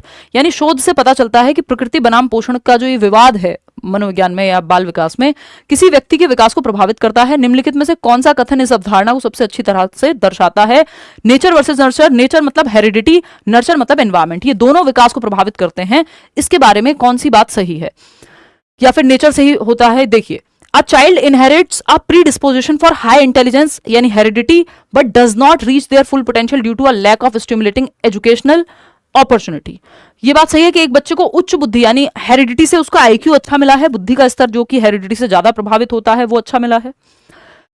एक प्रवृत्ति आनुवांशिक है यानी ये जो प्रवृत्ति आपकी आनुवांशिक है, ठीक है, लेकिन उत्तेजक शैक्षिक अवसर यानी या फिर कहूं कि सुगम वातावरण नहीं मिला जहां उसका ब्रेन को स्टिमुलेशन मिले, उसके दिमाग के विकास के लिए उसको चैलेंजिंग एनवायरनमेंट मिले, वो मिला ही नहीं। तो अपॉर्चुनिटीज ही नहीं मिली, एजुकेशनल अपॉर्चुनिटीज नहीं मिली, अच्छी शिक्षा ही नहीं मिली, तो दिमाग का विकास जितना हो सकता था या जो आईक्यू मिला था उस लेवल पे वो पोटेंशियल बाहर निकल के कभी आ ही नहीं पाएगा। बहुत केस में ऐसा होता है, ये बात सही है। फिर भी देख लेते हैं second option, a child's behaviour is entirely controlled by the genetic makeup regardless of environmental conditions. ऐसा नहीं है कि बच्चे का जो व्यवहार है वो सिर्फ हेरिडिटी से निर्धारित होता है और एनवायरमेंट का इसमें कोई रोल नहीं है। भाई जिस एनवायरमेंट में आप रहते हैं उससे आपका व्यवहार बहुत हद तक प्रभावित होता है, तो ये कहना तो गलत होगा। फिर है third option, a child raised in a nurturing environment will automatically develop high intelligence even without genetic predisposition. यानी एक बच्चा जो एक नर्चरिंग एनवायरनमेंट में बड़ा हुआ है, जिसको एक अच्छा एनवायरनमेंट मिला है, वो ऑटोमेटिकली ही हाई इंटेलिजेंस डेवलप कर देगा, बेशक जेनेटिक प्रीडिस्पोजिशन उसको ना मिला हो, यानी बेशक आईक्यू या हेरिडिटी से, पेरेंट्स से, जेनेटिक्स से उसको बुद्धि का स्तर उतना अच्छा ना मिला हो या बिल्कुल खराब मिला हो, लेकिन फिर भी अच्छा एनवायरनमेंट एकदम उसको बढ़िया से स्कूल में भेज दोगे तो बुद्धि आ जाएगी, अचानक से आईक्यू बढ़ जाएगा, ऐसा नहीं होता। अगर बेसिक, हमने कहा ना basic limit, raw material limit set करती है हेरिडिटी, लोअर लिमिट भी और हायर लिमिट भी। लोअर लिमिट अगर आईक्यू ही 20 है तो बच्चा कितने भी महान स्कूल में भेज दो आप, वो तो अपना ध्यान भी नहीं रख पाएगा 20 आईक्यू वाला बच्चा, है ना। अगर आईक्यू ही एकदम एवरेज से भी बहुत कम है तो आईक्यू थोड़ी बढ़ा दोगे आप। इंटेलिजेंस या आईक्यू को भी अगर हम साइड कर दें, जो इंटेलिजेंस की बात हम कर रहे हैं कि हमें पेरेंट्स से मिल रही है, हेरिडिटी का बहुत बड़ा रोल है बुद्धि में, अगर बिल्कुल ही वो खत्म मिली है तो कैसे एनवायरमेंट उसको बढ़ा देगा, तो ये कहना तो गलत होगा। तो दोनों ही इंपॉर्टेंट है, अगर अच्छा एनवायरमेंट नहीं मिला तो भी बेकार, और एनवायरमेंट मिल गया और आपको इंटेलिजेंस नहीं मिली तो भी दिक्कत है। Heredity dictates an individual's future while environmental factors do not have any significant impact। भाई environment का भी बहुत significant impact है और हेरिडिटी का भी। विराट कोहली में मान लीजिए हेरिडिटरी क्षमता है कि वो स्पोर्ट्स में अच्छा कर सकते हैं, कुछ हद तक रही होगी, लेकिन अगर वो एनवायरमेंट 7-8 साल की उम्र से ही वो सही एनवायरमेंट नहीं मिलेगा तो आप हेरिडिटी और एनवायरमेंट दोनों के ही इंटरप्ले से आपका डेवलपमेंट हो सकता है, हवा में नहीं। ठीक, तो first option is the right answer. A child inherits a predisposition for high intelligence heredity but does not reach their full potential due to a lack of stimulating educational opportunities. तो यदि एनवायरमेंट सही नहीं मिला तो वो potential तक नहीं पहुंच पाएगा, बेशक हेरिडिटरी क्षमता ज्यादा मिली हो, ये बात एकदम सही है। क्लियर है बात। नेचर वर्सेस नर्चर डिबेट की जब हम बात करते हैं तो नेचर कहा जाता है हेरिडिटी को, यानी प्रकृति को, जिसमें बदलाव संभव नहीं है, जो फिक्स्ड है, बहुत कई जनरेशंस में जाकर के बहुत स्लो चेंजेस होते हैं।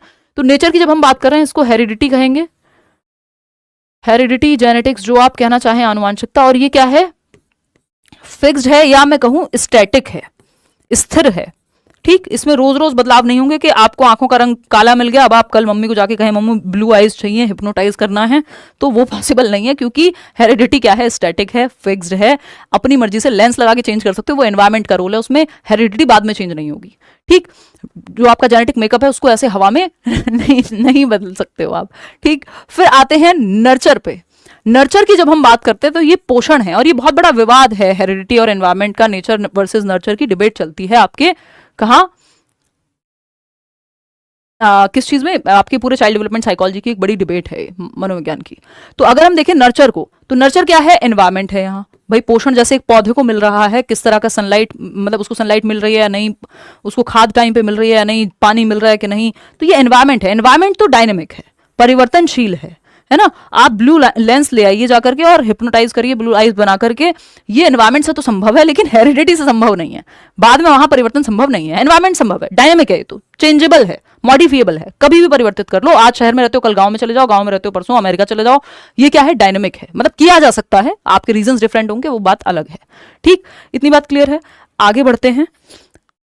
तो यहाँ पे फर्स्ट ऑप्शन ही सही था। 15th क्वेश्चन नंबर 15 देखिएगा, 15 कहता है इंक्लूसिव एजुकेशन को लेकर के, फटाफट से पढ़ेंगे और बताइएगा कि क्या कह रहे हैं आप।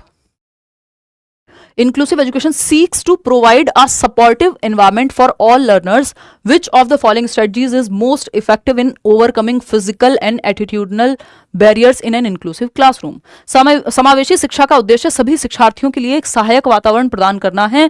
समावेशी कक्षा में शारीरिक और मनोवैज्ञानिक बाधाओं को दूर करने में निम्नलिखित में से कौन सी रणनीति सबसे ज्यादा प्रभावी होगी? यानी इंक्लूसिव एजुकेशन में हर तरह के बच्चे को आपको इंक्लूड करना है और बाधाओं को हटाना है, ठीक है ना। कोई कह रहा है साइकियाट्रिस्ट जो है वो कर सकते हैं हिप्नोटाइज, हाँ वो फिर अलग कहानी है, ये सिगमंड फ्रॉइड की थियरी है आपकी जिसमें ये सब बातें होती हैं। देखिएगा, designing the classroom infrastructure to be wheelchair accessible while also conducting regular sensitisation programmes for teachers and peers to promote empathy and understanding toward children with disabilities. यानी कक्षा के बुनियादी ढांचे को व्हील चेयर सुलभ बनाने की कोशिश, वाइल कंडक्टिंग रेगुलर सेंसिटाइजेशन, जहां जहां जरूरत पड़े संवेदनशीलता लाओ, टीचर्स में एम्पैथी लाओ और परिवर्तन लाओ इंफ्रास्ट्रक्चर में। ये व्हीलचेयर एक्सेसिबल बनाने का मतलब यहाँ ये है, चलो ठीक है। Placing children with disabilities in separate classroom, नहीं सेग्रीगेट नहीं करना, सेपरेट नहीं करना, लेबल नहीं लगाना, रैंक नहीं करना।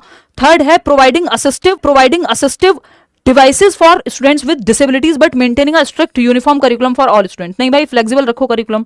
अवॉइडिंग डिस्कशंस, यूनिफॉर्म मत रखो, सेम मत रखो सबके लिए। Avoiding discussions about disabilities in the classroom, कोई डिस्कशन मत करो डिसेबिलिटी पे, ये भी गलत है। तो फर्स्ट ऑप्शन ही सही है कि ढांचे में अगर जरूरत पड़े तो परिवर्तन कीजिए और टीचर्स में भी जो उनके पर्सनल बायस हैं संवेदनशीलता पैदा कीजिए चर्चा करके। बच्चों में भी एटीट्यूड में भी परिवर्तन लाइए, नजरिए में भी परिवर्तन लाइए क्लासरूम में, तब जाकर के आप हर तरह के बच्चे को इंक्लूड कर पाएंगे। क्वेश्चन नंबर 16 देखिएगा, language and communication barriers often hinder effective learning in inclusive classrooms. Which of the following teaching practices is best suited to overcome these barriers? समावेशी कक्षाओं में भाषा और संचार संबंधी बाधाएं अक्सर प्रभावी शिक्षण में बाधा डालती हैं। यानी समावेशी कक्षा में यदि लैंग्वेज की दिक्कत है, कम्युनिकेट नहीं कर पा रहा है व्यक्ति या बच्चा, तो इन बाधाओं को दूर करने के लिए आपको क्या करना है? भाई टीचिंग में प्रॉब्लम आएगी अगर आप अपनी बात को नहीं कह पा रहे हैं, दूसरी की बात को नहीं सुन पा रहे हैं तो। नहीं, नए क्वेश्चन है भाई ममता। देखिए टॉपिक्स पे बेस्ड है पीवाईक्यू के, of course. Using only verbal instructions during lessons assuming all students can follow without additional support. यानी पाठों के दौरान केवल मौखिक निर्देश दीजिए।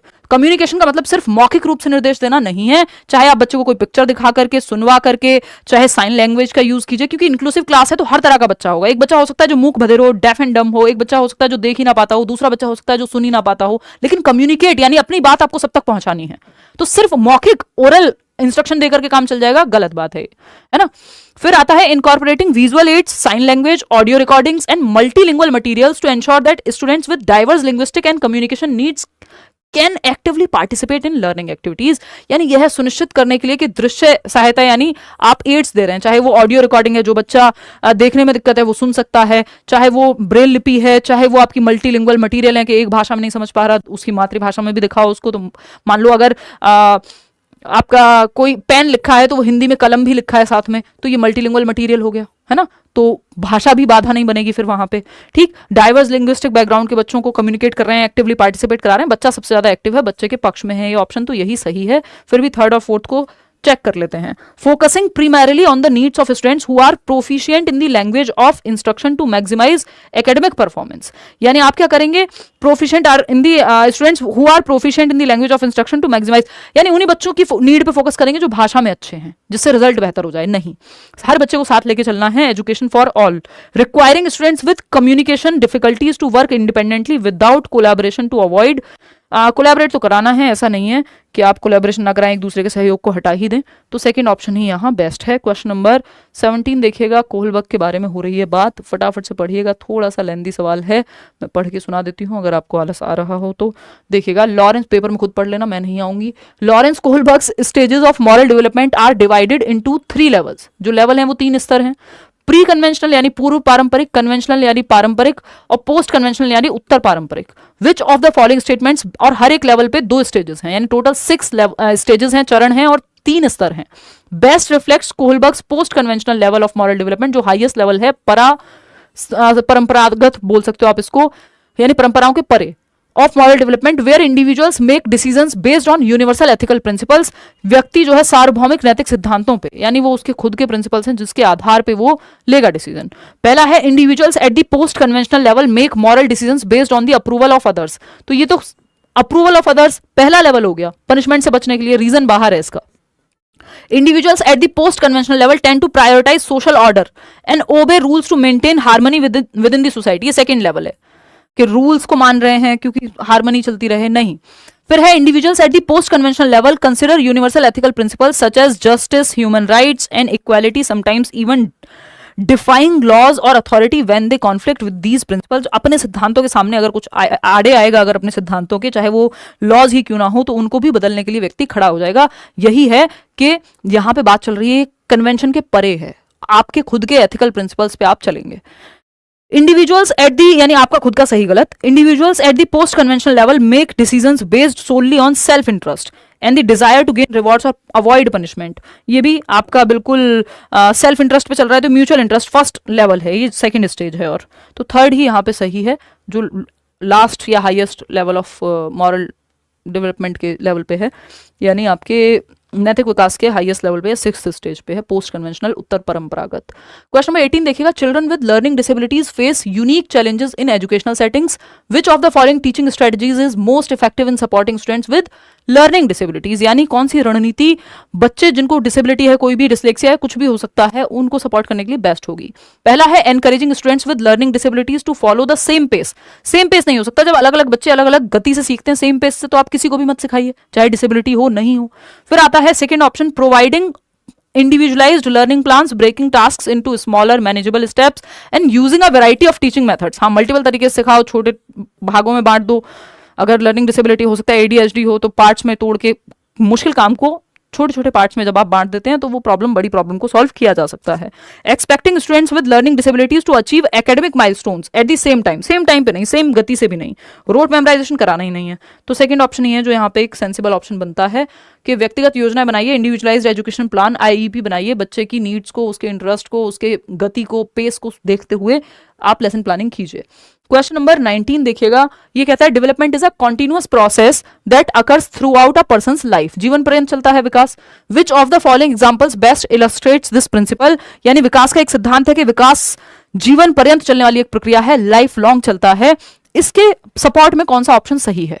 पहला है, a child's intellectual abilities remain static once they have learned basic problem solving skills. एक बार जब बच्चे ने बुनियादी समस्या समाधान कौशल सीख लिए हैं तो जीवन पर्यंत बौद्धिक क्षमताएं सेम रहने वाली हैं, बौद्धिक क्षमताएं बेहतर होती जाती हैं जैसे जैसे आप प्रॉब्लम सॉल्विंग, डिसीजन मेकिंग, अपने दिमाग का इस्तेमाल करते जाएंगे, इंटेलेक्चुअल एबिलिटीज बढ़ती हैं, ऐसा नहीं है कि सेम रहती हैं।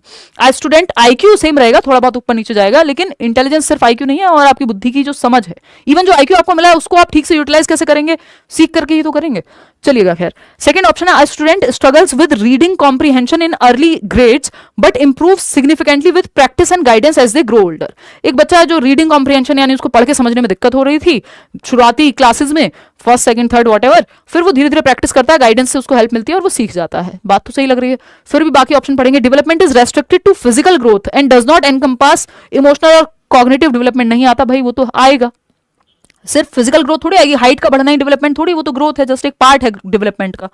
फिर आता है, all children achieve developmental milestones at exactly the same age, यानी हर एक बच्चा जो है सेम एज पे, सेम टाइम पे डेवलपमेंटल माइलस्टोन या डेवलपमेंटल टास्क बोलते हैं जिसको, कि 2 साल के बच्चे को बोलना शुरू कर देना है तो सारे बच्चे जो है 2 साल में पूरा सेंटेंस बोल पाएंगे, जरूरी नहीं है। कई बार बच्चे 2-2, 3-3 साल तक भी नहीं बोलते, और जब बोलते हैं तो बहुत, मतलब इट डिपेंड्स कि कई बार उनको स्पीच थेरेपी लगती है, कई बार वो एक्सेप्शनल लैंग्वेज एबिलिटी के साथ पैदा हो रहे हैं, तो मतलब डे 1 से तो नहीं, बट समय से भी पहले, डेवलपमेंटल टास्क से पहले भी सीख जाएंगे। तो ये कहना गलत होगा, एग्जैक्ट सेम टाइम पे, स्टेज सेम रहती है, टाइम जरूरी नहीं है।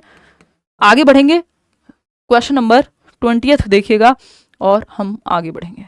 देखिए, तो अगर हम बात करते हैं यहाँ, According to Gardner's theory of multiple intelligences, educational strategies should be adapted to cater to the different intelligences that children possess।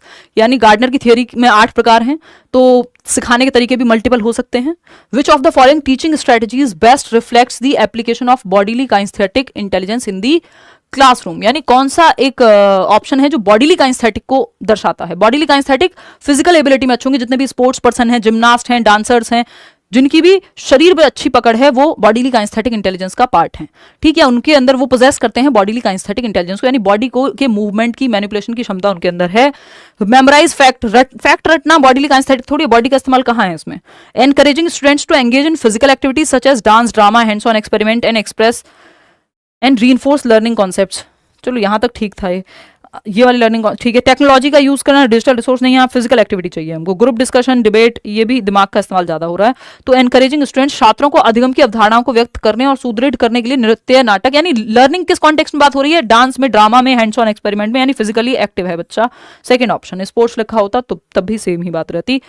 अगर पूछा जाए आपसे सचिन तेंदुलकर में कौन सी इंटेलिजेंस होगी, तो हम कहेंगे बॉडी काइंस्थेटिक, यानी जो भी स्पोर्ट्स पर्सन है बॉडी काइंस्थेटिक पोजेस करेंगे as per Gardner, Harvard Gardner की थियोरी है। Pedagogy involves understanding how children learn and adapt teaching strategies to suit their needs, which of the following statements best reflects a constructivist approach to teaching. यानी pedagogy जो है शिक्षण शास्त्र की जब हम बात कर रहे हैं, तो understanding how children learn and adapt teaching strategies, कैसे बच्चे सीखते हैं और कैसे वो अलग अलग मेथड के प्रति अडेप्ट करते हैं अलग अलग मेथड को।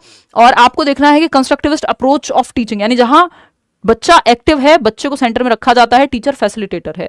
ठीक, तो आपको बच्चा एक्टिव ढूंढना है, simple. The teacher provides all the information and students are expected to memorise. रटने वाली चीज नहीं होगी। कंस्ट्रक्टिविज्म का मतलब है बच्चा एक्टिव चाहिए, ज्ञान की रचना करता हुआ चाहिए, यानी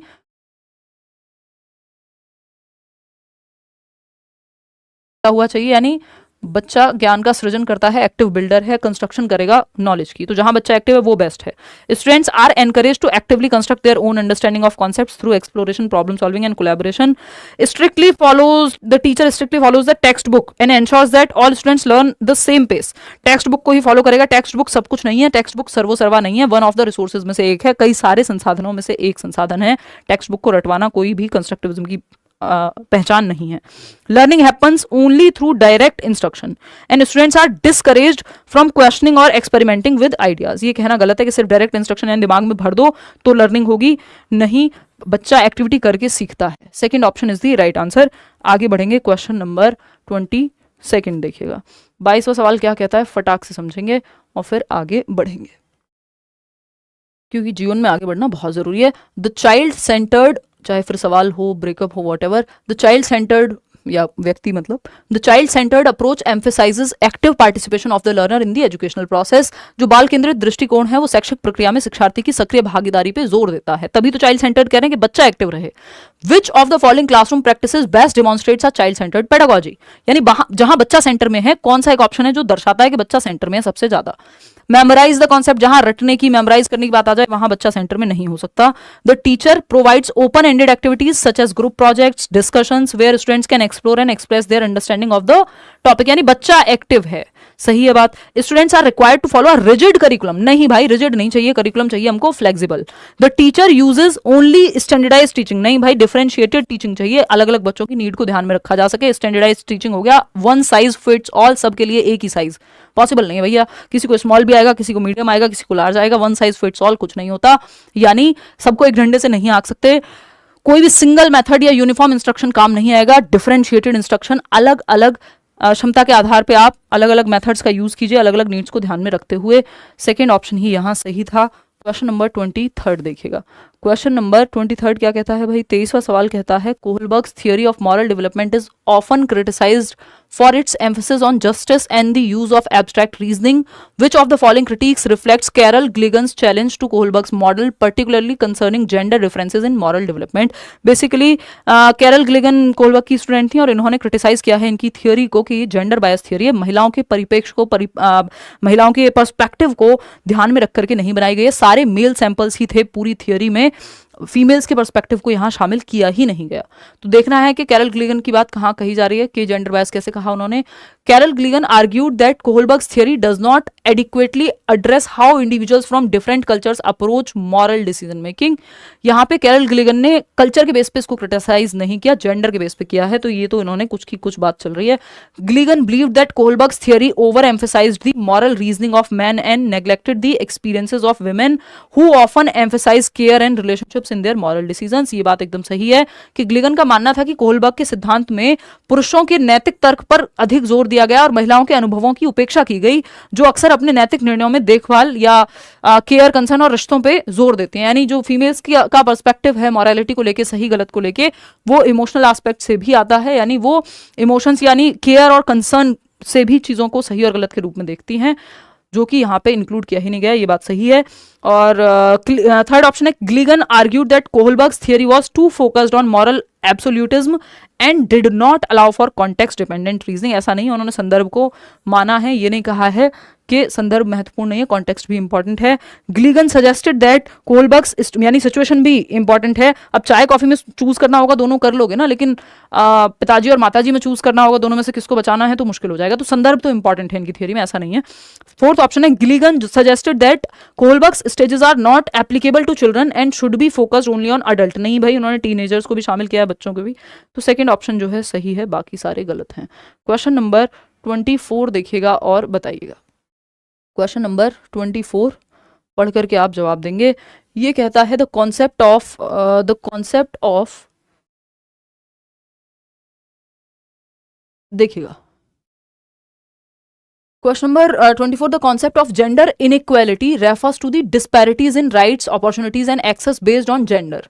Which of the following scenarios best demonstrates the impact of gender inequality in the educational context? यानी लैंगिक असमानता कि महिलाओं और पुरुषों में जो है असमानता की अगर हम बात कर रहे हैं, या अलग अलग जेंडर के बेस पे की अवधारणा लिंग के आधार पर अधिकारों, अवसरों और पहुंच में असमानताओं को संदर्भित करती है कि कई बार समान अवसर ही नहीं मिल पाते, क्योंकि एक घर में मान लीजिए महिला मतलब एक बच्चा है जो एक बेटा है और एक बेटी है, तो बेटी को सस्ते स्कूल में डाल दे रहे हैं और अच्छे स्कूल में जो है हम लड़के का एडमिशन करा रहे हैं। ये है जेंडर इनइक्वालिटी मतलब।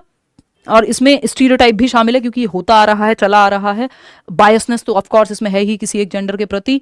ठीक, तो अगर हम इस चीज में देखें तो ये इनइक्वालिटी का मतलब क्या है भाई? अपॉर्चुनिटीज के आधार पे आप क्या कर रहे हैं, समान अवसर नहीं दे रहे हैं। समान अवसर किस चीज के? पढ़ने के, लिखने के, खेलने के, कूदने के, खाने के, काम करने के, मतलब समान अवसर आप नहीं दे रहे हैं, तो इनइक्वालिटी हो रही है। ठीक, निम्नलिखित में से कौन सा परिदृश्य है जो शैक्षणिक संदर्भ में यानी एजुकेशनल कॉन्टेक्स्ट में कहां इनइक्वालिटी का उदाहरण आपको नजर आता है इन चार ऑप्शन में से? Boys and girls perform equally in academic subjects, यानी जो एकेडमिक सब्जेक्ट्स हैं, जो शैक्षणिक विषय हैं, मान लीजिए आपकी क्लास में 8 विषय हैं, 10 विषय हैं, वॉट 6 विषय हैं, अगर आप मतलब 8-10 तो वहां हो जाते हैं टीचिंग ट्रेनिंग टाइप्स में, है ना। 5 विषय हैं 10वीं में मान लीजिए, तो यहाँ पे लड़के और लड़कियां बराबर परफॉर्म कर सकते हैं, लड़कियां भी टॉप कर सकती हैं, लड़के भी टॉप कर सकते हैं, बात सही है। 90% कोई भी ला सकता है, मतलब अगर 90% की बात करें तो in academic subjects, but girls are more often encourage to pursue subjects related to humanities while boys are encourage to pursue sciences. यानी जबकि लड़कों को मतलब सब्जेक्ट पे तो लिखा नहीं, साइंस पे तो लिखा नहीं है कि लड़का पढ़ रहा है कि लड़की। कोई भी व्यक्ति जो पढ़ेगा अच्छे समझ में आएगा, काम बन जाएगा, नंबर आ जाएंगे या वट समझ बन जाएगी। जबकि लड़कों को विज्ञान को, लेकिन इसमें भी क्या होता है, सब्जेक्ट कोई भेदभाव नहीं करता, फिर भी लड़कियों को प्रोत्साहित किया जाता है ह्यूमैनिटीज के सब्जेक्ट लेने के लिए, कला वर्ग के सब्जेक्ट लेने के लिए, आर्ट्स के सब्जेक्ट्स लेने के लिए, तुम होम साइंस ले लो, और लड़कों को साइंस, मैथ्स, इन सब के लिए प्रोत्साहित किया जाता है। ये बात एकदम गलत है, और यहीं पे जेंडर इनइक्वालिटी शामिल है कि हम दोनों लोगों को लोगों की तरह या मनुष्य की तरह देख ही नहीं रहे, हमने एक जेंडर को ऊपर और एक को नीचे समझ रहे हैं। यह है गड़बड़, ठीक है ना। और हिमांशु कह रहे हैं congratulations ma'am on completing 5 years of your second YouTube channel Himanshi Singh. Today is my birthday, cleared CTET watching let's learn. बहुत बढ़िया जी, मुझे लगा हिमांशु हैप्पी बर्थडे पहले तो आपको, और दूसरा मुझे लगा कि हिमांशु कह रहे हैं कि 5 साल हमें कंप्लीट हो गए, हमें हो गए 8 साल कंप्लीट। दूसरे चैनल, हाँ हिमांशु सिंह एक और ऑफिशियल चैनल है, बाकी कोई भी हमारा चैनल नहीं है। तो हिमांशु सिंह जिस पे हमने 15-20 व्लॉग डाले आई थिंक आज तक, तो वहाँ पे तो हमने आज 5 साल पूरे कर लिए। मुझे भी यूट्यूब की तरफ से नोटिफिकेशन आया तो मुझे पता लगा, और आपको पता लगा कैसे पता नहीं। 7.5 लाख लोग वहाँ जुड़े हुए हैं, बहुत कम मैं अपलोड करती हूँ। तो कह सकते हैं कि 8 साल हमें लेट्स लर्न पे हो गए और 5 साल वो दूसरे चैनल को भी हो गए, यानी 3 साल बाद 2019 में, इसका मतलब हमने नहीं हाँ 19 में क्रिएट किया। चलिए खैर, ये सब बातें होती रहेंगी बीच बीच में, आ जाओ। धन्यवाद। Boys and girls perform equally in academic subjects, हाँ ये बात सही है, यहाँ पे इनइक्वालिटी का उदाहरण है ये। सेकंड ऑप्शन है girls are more likely to be praised for their academic achievement than boys leading to higher self esteem and future academic success. नहीं, ऐसा नहीं होता, और इसमें कोई इनइक्वालिटी नहीं है कि अगर लड़कियों को ज्यादा प्रेज किया जा रहा है तो। Teachers consistently give boys more opportunities to, ये इक्विटी होगा बल्कि, opportunities to answer questions and engage in class discussions while girls are expected to focus on classroom chores। यानी क्लासरूम के जो छोटे मोटे काम हैं उनको करने को लड़कियों को दिया जाता है। नहीं, इसको भी हम ये कहना गलत होगा कि क्वेश्चन आंसर करने को लड़कों को ज़्यादा दिए जाते हैं। नहीं, लड़कियों को भी मौका दिया जाएगा, जनरली दिया जाता है, बोथ कम दिया जाता है कई बार, बट दिया तो जाता है। ये नहीं कहेंगे कि लड़कियों को सिर्फ चेयर टेबल उठाने के लिए दिया जाता है, वो नहीं है। Both boys and girls are treated equally by their teachers with no difference in the way their academic potential is evaluated. अगर ये होता तो फिर तो इक्वालिटी हो जाती, पैरिटी हो जाती जेंडर, जो कि अच्छी चीज़ है, बट हमको तो नेगेटिव चाहिए था, यानी जेंडर इनइक्वालिटी लैंगिक भेदभाव या असमानता का ऑप्शन या उदाहरण सिर्फ फर्स्ट ही है कि लड़कों को साइंस के लिए मोटिवेट किया जा रहा है और लड़कियों को कला वर्क के लिए या ह्यूमैनिटीज़ के लिए, वो गलत है। वो दोनों में से कोई भी पढ़ सकता है जिसका इंटरेस्ट हो। क्वेश्चन नंबर 25 देखिएगा, in a child centred classroom, यानी एक बाल केंद्रित कक्षा में the role of the teacher shifts from being a knowledge provider to a facilitator of learning, how can a teacher best fulfill this role. यानी बाल केंद्रित शिक्षा में शिक्षक की जो भूमिका है वो ज्ञान प्रदाता से बदल के, कि जो ज्ञान भरने वाला हो दिमाग में, अधिगम के सूत्रधार या फिर हम कहेंगे अधिगम का की सुविधादाता के रूप में, कि वो एनवायरमेंट क्रिएट करने के लिए, जैसे एक माली माहौल क्रिएट करता है, अच्छा एनवायरमेंट देता है एक पौधे को, वैसे ही टीचर अच्छा एनवायरमेंट देगा बच्चे को। ठीक है बात, यही चाइल्ड सेंटर्ड एजुकेशन कहती है। अब ये जो रोल है ये कैसे फुलफिल होगा? Bye directing all activities and ensuring that students strictly follow the teacher. ये स्ट्रिक्टली फॉलो द टीचर नहीं, फिर तो बच्चे और टीचर दोनों एक्टिव होंगे। Creating a learning environment where students are encouraged to ask questions, experiment and take responsibility for their own learning। यानी बच्चे और टीचर दोनों एक्टिव हैं, स्पेशली बच्चा एक्टिव मिलेगा, वो ऑप्शन सही है, वो बच्चे के पक्ष में है, चाइल्ड सेंटर्ड है। फिर भी थर्ड ऑप्शन देखते हैं, by prioritizing the completion of the syllabus. Syllabus सिर्फ कंप्लीट करना है तो टीचर सेंटर्ड हो गई। By focusing only on high achievers, जो फर्स्ट आते हैं बस उन बच्चों पे ध्यान नहीं, बच्चे को सेंटर में रखना है, बच्चा जहां एक्टिव है ज्यादा, वो ऑप्शन सही है, चाइल्ड सेंटर्ड है, बच्चे के पक्ष में है, जो कि सेकेंड ऑप्शन। सिक्स्थ देखिएगा और बताइएगा कि क्या कहना चाहता है कवि। क्वेश्चन नंबर 26 है, language and thought are deeply interconnected, यानी विचार और भाषा आपस में डीपली इंटरकनेक्टेड है। According to Vygotsky, language plays a crucial role in the development of thought. विचार के विकास में भाषा महत्वपूर्ण रोल प्ले करती है, यानी थिंकिंग को बेहतर बनाती है भाषा। हाँ, वाइगोस्की कहते हैं ऐसा। Which of the following scenarios best reflects the connection between language and thought in a child's cognitive development. But basically ये कह रहे हैं कि लैंग्वेज एंड थॉट पहले साथ साथ चल रहे हैं, बाद में जाकर के मर्ज हो जा रहे हैं। तो लैंग्वेज लेकिन थिंकिंग को, आपके कॉग्निशन को बेहतर बनाती है। हाँ, थोड़े से ईजी कहेंगे साइमा, ये क्वेश्चन मुझे भी कराते हुए यही लग रहा है, लेकिन हाँ लेंदी है, अगर पढ़ के गलत समझे तो दिक्कत होगी। पहला है, a child who has a limited vocabulary struggles to understand complex concepts. अब मुश्किल ही मिलेंगे अब आपको आगे क्वेश्चन, ये लास्ट सेशन मानना जहां इतना आसान आपको लग रहा है। 2 दिन से मैं देख रही हूँ ये हमारी टीम भी थोड़ा आलस कर रही है क्वेश्चन बनाने में। A child who has a limited vocabulary struggles to understand complex concepts even though their cognitive abilities are well developed. यानी एक बच्चा जिसके पास सीमित शब्दावली है, ज्यादा शब्द नहीं जानता है, उसको कॉम्प्लेक्स कॉन्सेप्ट समझने में दिक्कत होगी, चाहे कॉग्निटिव एबिलिटीज पूरी तरह से डेवलप्ड ही क्यों ना हो सकता है भाई। बाकी ऑप्शन पढ़ेंगे। A child uses speech as a tool to communicate thoughts and ideas but their internal thinking remains unaffected by language. ऐसा नहीं है भाई, लैंग्वेज से आंतरिक जो सोच दिमाग में चल रही है उस पर भी प्रभाव पड़ेगा।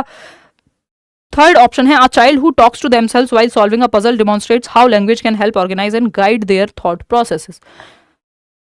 ये बात भी सही चल रही है।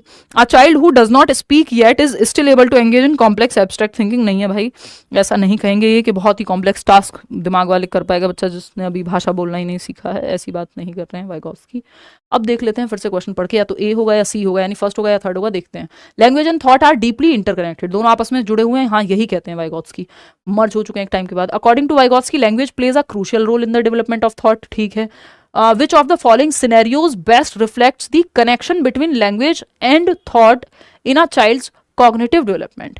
यानी कौन सा एक सिनेरियो है जो बेस्ट रिफ्लेक्ट करता है कनेक्शन, संबंध किसके बीच में, लैंग्वेज एंड थॉट के बीच में, बच्चे के कॉग्निटिव डेवलपमेंट में। तो a child who talks to themselves while solving a puzzle demonstrates how language can help organize thought, बात तो सही है।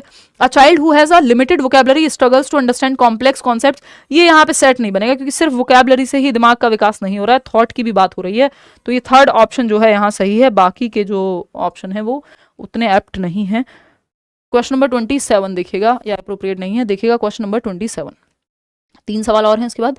Cognitive factors such as attention, memory and problem solving abilities play a significant role in learning.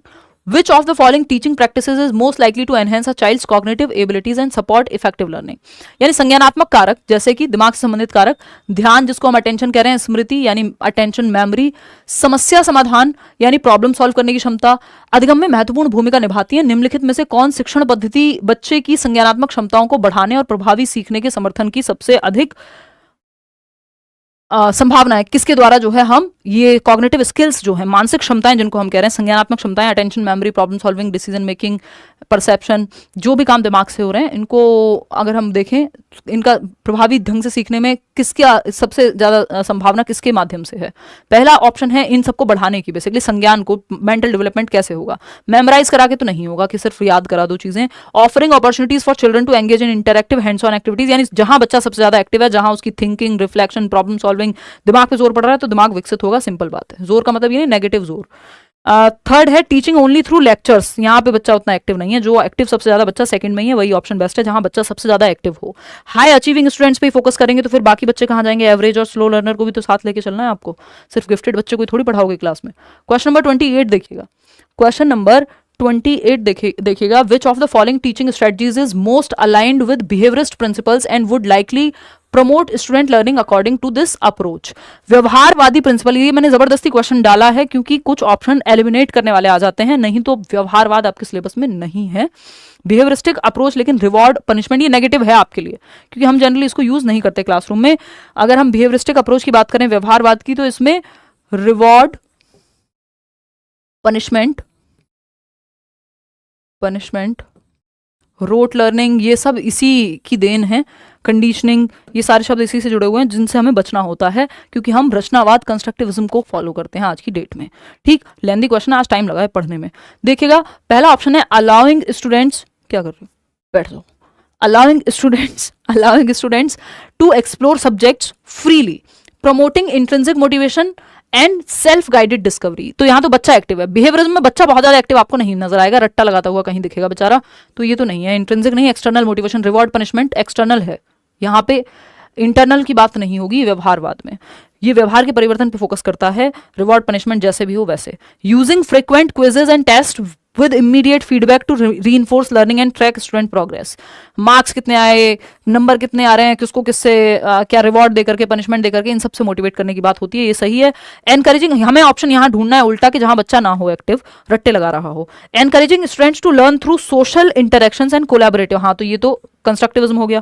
Providing students with opportunities to critically analyze, जहां बच्चे का दिमाग use हो रहा है वो सब यहाँ के लिए नेगेटिव है, क्योंकि हमको बच्चा चाहिए जहां वो बहुत ज्यादा एक्टिव ना हो, वो है सेकंड ऑप्शन में। तो व्यवहारवाद से आपको बचना है, आपको रचनावाद का इस्तेमाल करना है, कंस्ट्रक्टिविज्म का। क्वेश्चन नंबर 29 देखिएगा और बताइएगा क्या कहता है क्वेश्चन नंबर 29। क्वेश्चन है, according to the theory of learning styles students have different preferences for receiving and processing information. Which of the following strategies would best support visual learners in classroom setting. वो बच्चे जो visual learners ही होते हैं, दुनिया में learning styles हैं, सीखने के अलग अलग तरीके हैं, जो 3 लर्निंग स्टाइल्स को हम मुख्य मानते हैं, 3 लर्निंग स्टाइल्स को मुख्य मानते हैं, मैं LS लिख देती हूँ शॉर्ट में।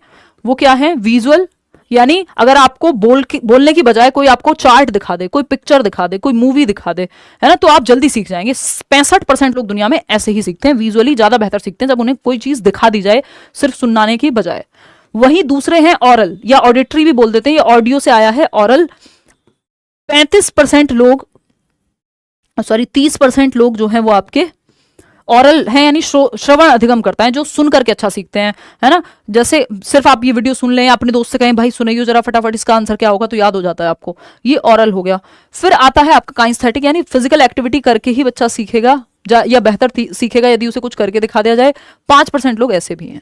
ठीक, तो ये 3 मुख्य लर्निंग स्टाइल्स हैं, यानी सीखने के सबके अलग अलग स्टाइल हैं। कुछ बच्चे ग्रुप में बेहतर सीखते हैं, कुछ बच्चे देख के बेहतर सीखते हैं। तो विजुअल लर्नर्स अगर कोई है, यानी कोई बच्चा है जो विजुअली बेहतर सीखता है, तो उसका उदाहरण आपको ढूंढना है इन ऑप्शंस में, जो देख के बेहतर सीखे।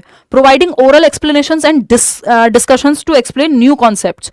देखिए, ओरल एक्सप्लेनेशन का मतलब है सुन करके, मौखिक की बात हो रही है, तो मौखिक तो ऑरल में चला जाएगा, या ऑडियो में चला जाएगा, ऑडिटरी में चला जाएगा, ये विजुअल में थोड़ी जाएगा। हमको तो विजुअल चाहिए, यहाँ पे विजुअल लर्नर लिखा हुआ है। Offering students visual aids such as chart, diagram, written instructions to help them better understand the material through visual cues। ये बात सही है, जब आप उनको चार्ट, डायग्राम, संकेत, लिखा हुआ मटेरियल दे रहे हैं तो विजुअल है, विजुअल सामग्री देंगे तो दृष्टिगत सामग्री देंगे तो वो देख करके सीख जाएंगे, ये सही है। थर्ड क्या है, engaging students in hands on activities. देखो हैंड्स ऑन एक्टिविटीज तो वो लास्ट वाला है, काइनेस्थेटिक, वो तो 5% लोग हैं, यहाँ से विजुअल पूछा था हमसे। Encouraging students to summarize material by discussing it aloud and explaining to peers, यानी लाउडली आप डिस्कस कर रहे हैं, बातचीत कर रहे हैं, तो ये तो ऑरल या ऑडिटरी स्टाइल में चला गया अगेन, क्योंकि डिस्कशन सुन करके होगा, तो पिक्चर या चार्ट या कुछ दिखाना वो है सेकंड ऑप्शन। आगे बढ़ेंगे। 30th सवाल जो है आपका, क्वेश्चन नंबर 30th देखिएगा। 31 सवाल हैं टोटल, एक और क्वेश्चन इसके बाद हम एक्स्ट्रा में कराएंगे। क्वेश्चन नंबर 30th क्या कहता है? अकॉर्डिंग टू कंस्ट्रक्टिविस्ट थियरी, यानी रचनावाद जहां बच्चा एक्टिव है, पियाजे वाइगोस्की इसी से बिलोंग करते हैं। पियाजे हैं रेडिकल कंस्ट्रक्टिविस्ट, वाइगोस्की हैं सोशल कंस्ट्रक्टिविस्ट, जो बच्चे को सोशली सिखाने पे फोकस करेंगे।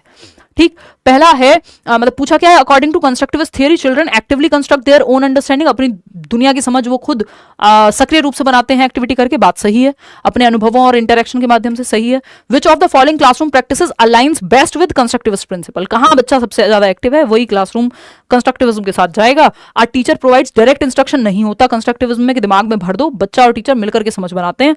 आ teacher encourages students to work in groups, real life problem पे काम कर रहे हैं, डिस्कशन हो रहा है, यानी बच्चा सबसे ज्यादा एक्टिव यही है।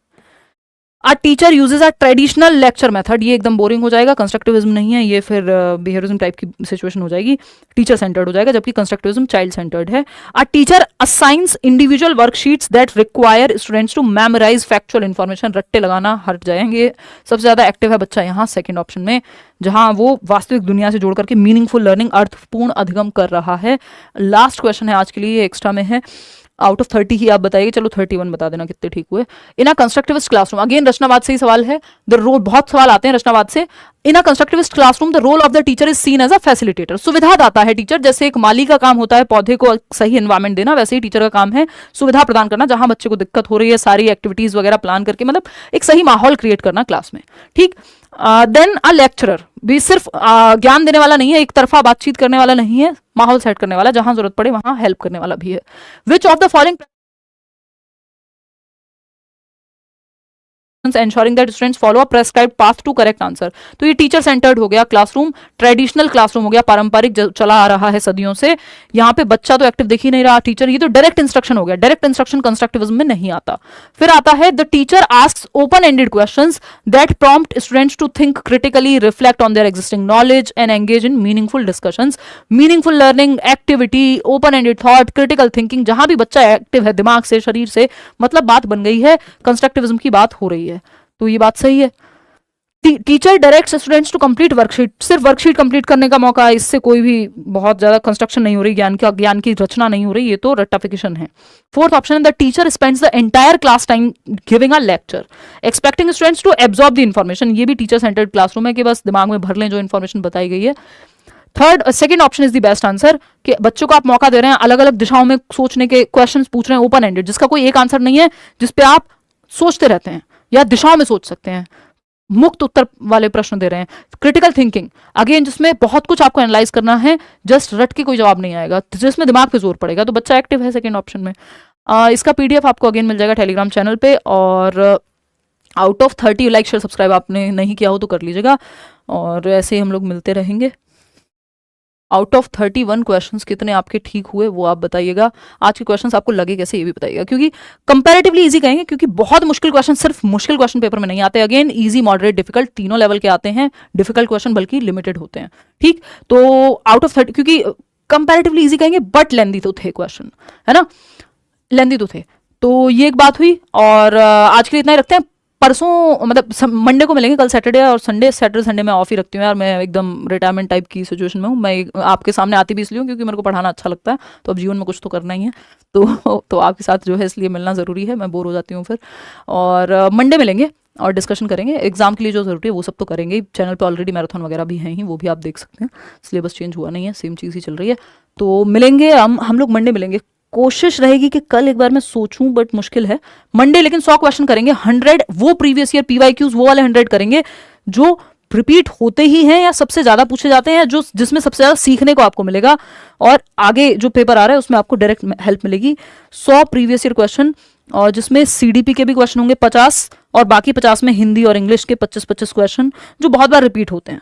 ठीक, तो ये आपके जितनी भी देर का सेशन होगा 2-3 घंटे का तो होगा ही, 100 क्वेश्चन है तो 3 घंटे भी लगेंगे ही कम से कम। तो ये मेरी कोशिश है कि 100 क्वेश्चंस आपको प्रीवियस ईयर वो करा दूं, जिनको आप सिर्फ इन 100 को भी अच्छे से देख लें तो काफ़ी हेल्प आपकी हो जाए इन 90 नंबर में। और मैराथन का मैं आपको बताती हूँ जल्दी, 5 तारीख है उसके बाद ही होगा, उससे पहले तो अभी नज़र नहीं आ रहा है ना। चलिए, टेक केयर, बाय बाय, धन्यवाद। कॉमेंट्स में बता दीजिए।